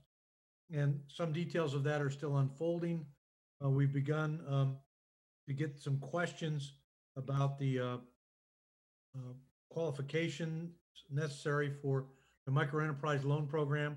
Well, we did just receive that, as I mentioned, late last week, and we are assembling that and we'll be placing that information on the town website. But I do want to mention that what we heard last week confirms that the eligibility is much narrower, frankly, than we thought it might be. For instance, no nonprofit businesses qualify. They can only be private businesses, and there's a whole category of private businesses that also do not qualify by their very nature. We'll be placing that listing of who's in and who's not. I think there's also a limitation of 5 employees, and also any benefited business, there's a maximum of $10,000, and it comes in the form of a grant. That is the maximum amount that could be given to a qualifying business, and it has to be accompanied by paperwork documentation that confirms that that business actually lost at least that amount of money, if not more, directly attributable to the COVID. And it cannot be used for capital acquisition and some similar areas, but only for more direct business expenses. So there is, as I noted, there's the narrowness there that we had not been aware of. It is the same standards that are going to be applied throughout the Commonwealth. These are federal dollars that are passed through the Commonwealth, and we're going to do everything we can to assist all of our qualified local businesses to the extent that the grant funding is available for that purpose. We will make that available. We're asking businesses to be patient with us as we make certain that we have an accurate summary of what's available, work through the EDIC and the Falmouth Chamber, as well as posting information on the town's website and really completing the structure to be able to accept applications, evaluate those, and make determinations. This grant funding, by the way, would continue to be available through the full 12 months of the coming calendar year. I don't expect that money to last that long, and certainly we will keep our ears to the ground to compete for any successor dollars that are made available to benefit local businesses, as well as needy individuals in Falmouth that are affected in working with the service center also. Go ahead, Sam, and then Doug Jones. Okay, I just wanted to mention that Michael DiGiano, the EDIC administrator, has already forwarded a dozen draft documents to help in this process and is looking for feedback, and they're anxious to jump in as quickly as possible because they know that the need is huge. So EDIC is standing by to really pitch in and shoulder some of this load, and particularly the communication. Yeah, very much appreciated. Yep, thanks. Doug Jones. But there's no money for administrative expenses in this. The 160 for the loan for the grant program is for grants, not to cover any costs that might arise to run the program. Is that correct?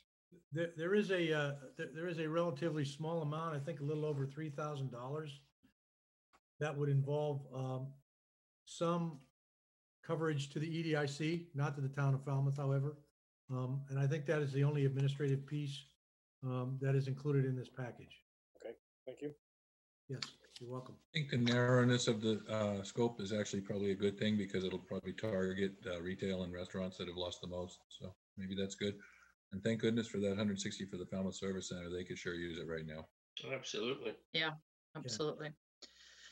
Okay, any other questions for Julian on that? Okay. Next, we have status. Oh, I'm sorry. Go ahead. I mention one other thing. I do want to thank Tom Bott and Michaela as well, and the planning staff for their continued assistance and steadfast work to work patiently through this and ultimately prevail in delivering these dollars.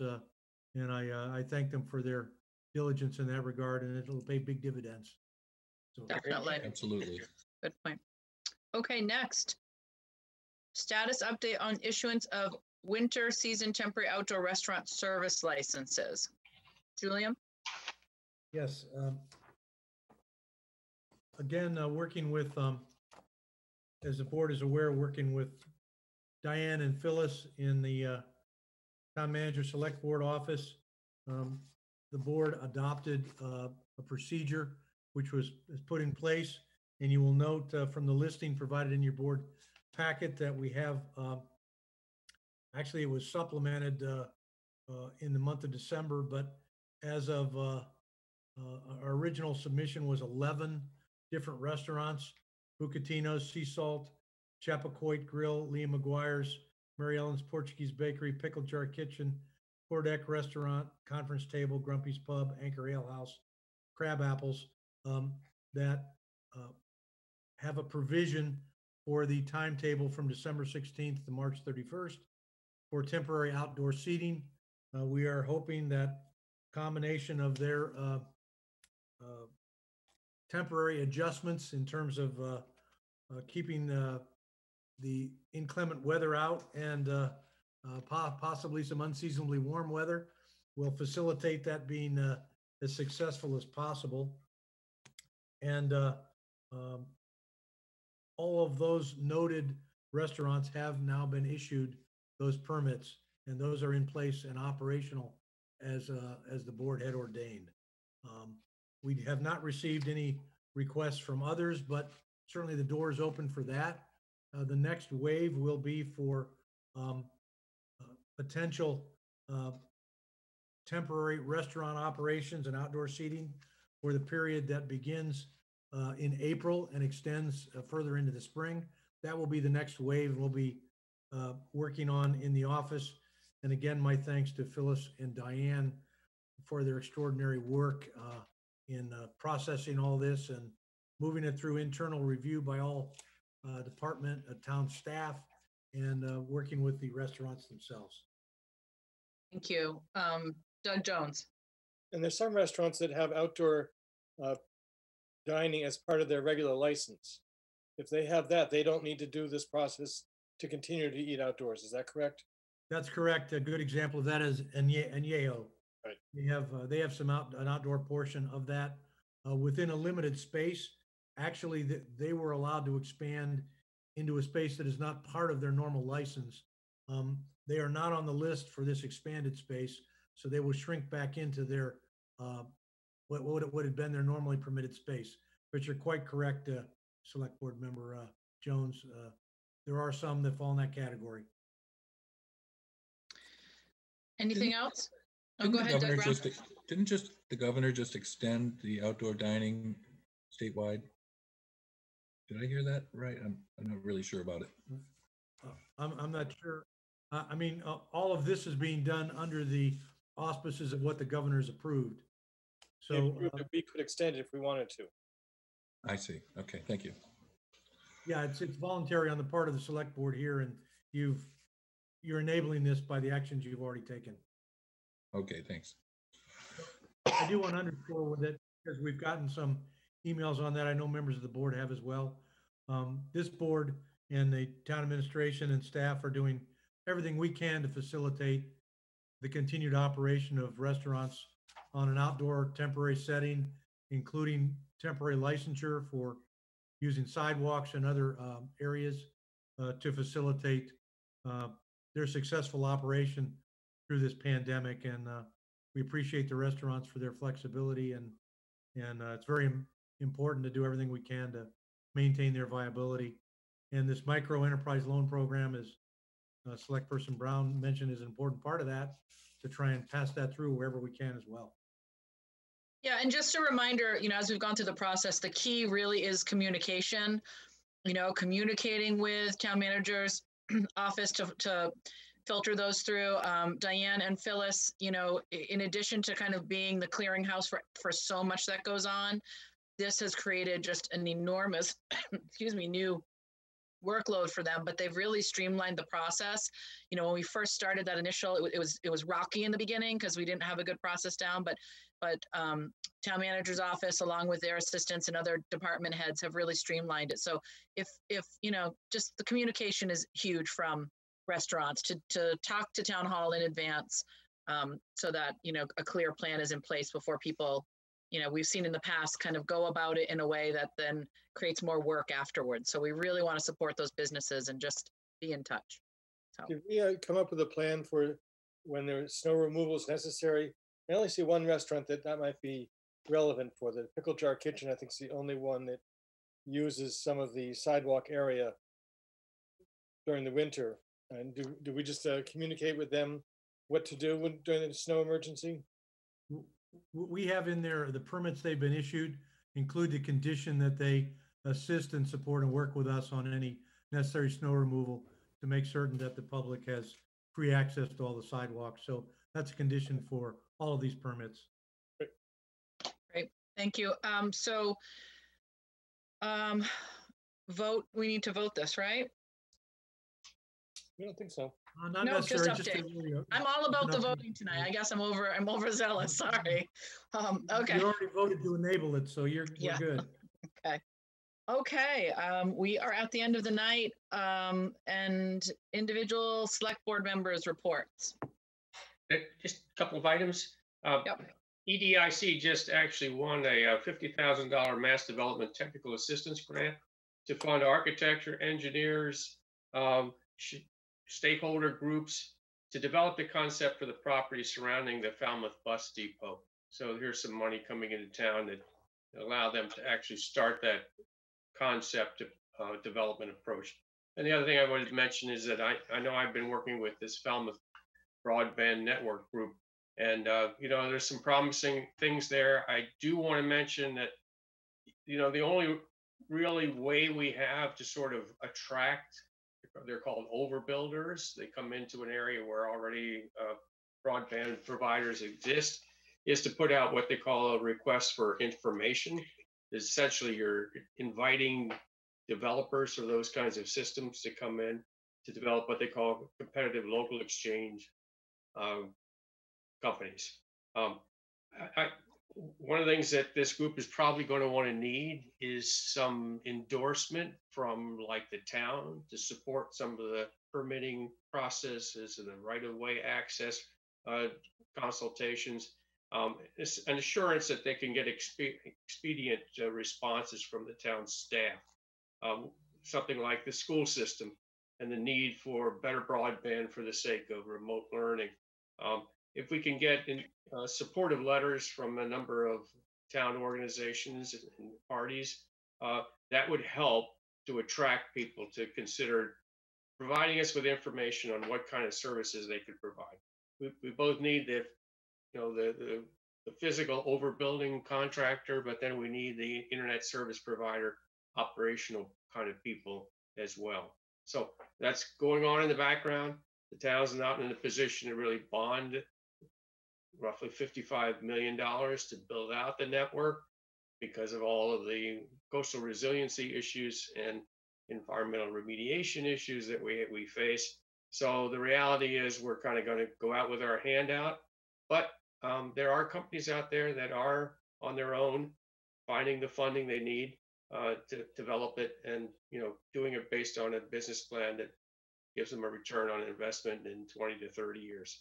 So managed to talk to a few of those companies, have been part of the discussions, and so you know, there's I'm cautiously optimistic that we might just see that kind of initiative take place here in Falmouth. I mentioned it to one of our fellow civil servants in Bourne, and he was like excited about the idea that we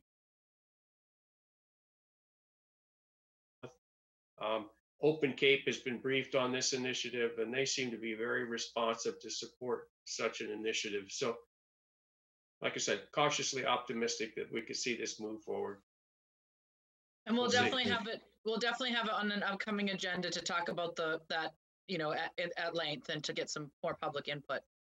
Yeah, that's a good point. And I might say that the Cape Cod Councilors and Selectmen's Association would like a report in the March time frame, just to kind of spread the word, because obviously if the market looks larger to a developer, they're more likely to come in and offer to do something here. It doesn't look like there's going to be you know, like the town would take the initiative and therefore manage the contract or oversee the contract.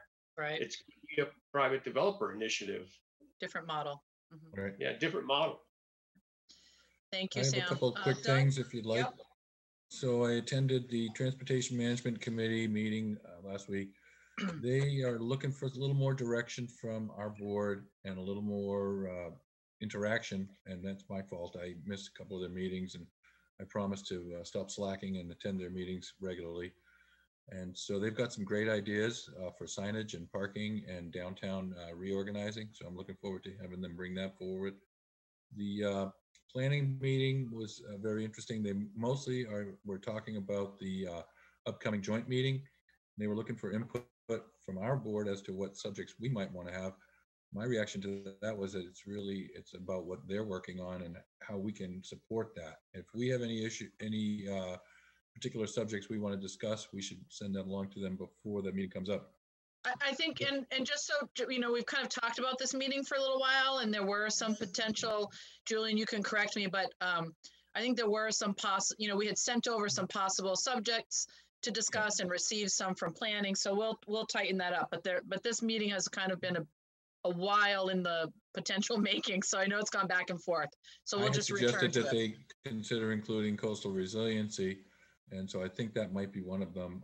The planning board is primarily going to talk about the Davis Straits Planning Initiative, because that can also spur conversation on a lot of different things like transfer development rights and other critical issues that we can interact on.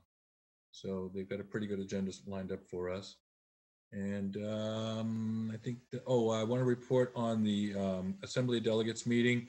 There was a consideration of increasing the dredging rates, and Greg Fraser was good enough to attend at my request and just explain why Falmouth's in a unique position to be paying significantly more than expected from the modest increase, because they wanted to charge a lot for minimum $20,000 for even little tiny projects. And Greg advocated for them to consider looping our 3 miniature projects down Surf Drive into one, so we can pay one minimum fee and then pay for the standard rate on the side. And they seemed receptive to that, but we didn't really, it was getting voted and it didn't quite make it because it was a little bit less attendance than I would have hoped for. So even though we had the majority of the vote, it only came out to 49%, and you have to have 50 for anything to pass at the assembly. So that was a little disappointing, but luckily Jim Killian from Sandwich suggested that we don't really have enough information and we really should have their full presentation before we consider rate increases. And so the assembly voted to table the matter until the next meeting. So far, so good. And I think we're on the right track. They do need the rate increases, but to throw it on us so quickly, I think it's maybe a little much. And I think other people felt that way. So that's where we're at. Thank you, Doug. Okay. I have been here in this office since 7:30 and I have not gone home. So Doug Jones, go ahead. Oh, you are muted. I've had another meeting with the Steamship Authority Committee on the short-term solutions for traffic and noise, and we're continuing to make progress there. Great, thank you. I saw a lot of public input, which is good on that particular issue. Surprising reaction from some residents about the questionnaire, as if it was definitely from. They thought it was right from Bob Davis himself saying, "What do you think about traffic?" When it was really the committee seeking public input. Some input, yeah. So good point. Important for people to weigh in on that. Julian, I didn't say that other comment to cut you off, Julian. Please go ahead. It's a couple brief ones anyway. Work continues on the collaborative effort to deliver a virtual town meeting on January 25th. I know the board's familiar with that. Work also continues on the fiscal year 22 budget. You'll be seeing that very quickly. Town hall and town administrative offices will be closed on Friday, December 25th for the Christmas holiday, and Friday, January 1st for the New Year's holiday. I wanted to note we issued a release today that we are as effective by the end of the workday tomorrow. We'll have a website design update in place. It'll also include a new domain name. It's part of the movement toward away from falmouthmass.us to falmouthma.gov, which is also representative of all our changes in terms of town emails and updating the website to reflect that as well. But regular website users will notice design changes that we think is going to facilitate user friendliness, and that's going to be an ongoing continuous improvement process. We did issue a release about some other upgrades that will be forthcoming in the near future that we're looking forward to as well. Also, all the best to our residents who celebrated the recently completed Hanukkah celebration, and also for upcoming Christmas and New Year's. And that concludes my report. Thank you. Thank you so much, Julian. And just quickly to just say, huge thanks to, everyone here on this board. This has been a really challenging year. And I think that we've covered a lot of business and we've tried to do it in a way that continues to encourage public input. Some things I think have actually, maybe been a benefit to our communications with the public in a different way of doing things. So thank you to everyone on this board for really assisting me in my position as chair, and to you, Julian, and to town staff, and just wishing everyone a very happy and healthy holiday season. So we hope that we come back in 2021, and like Scott McGann said, there's a little light at the end of the tunnel. So we hope we get a little bit closer to that light as the weeks and months go on. But thanks to everyone here. Yeah, exactly. There's always that risk, but thank you all, and happy holidays. Thanks. Happy holidays. Happy New Year. Motion to Thank you, adjourn. Megan. Everybody voted. I voted. Yep. Patterson, aye. Perfect. Thank you.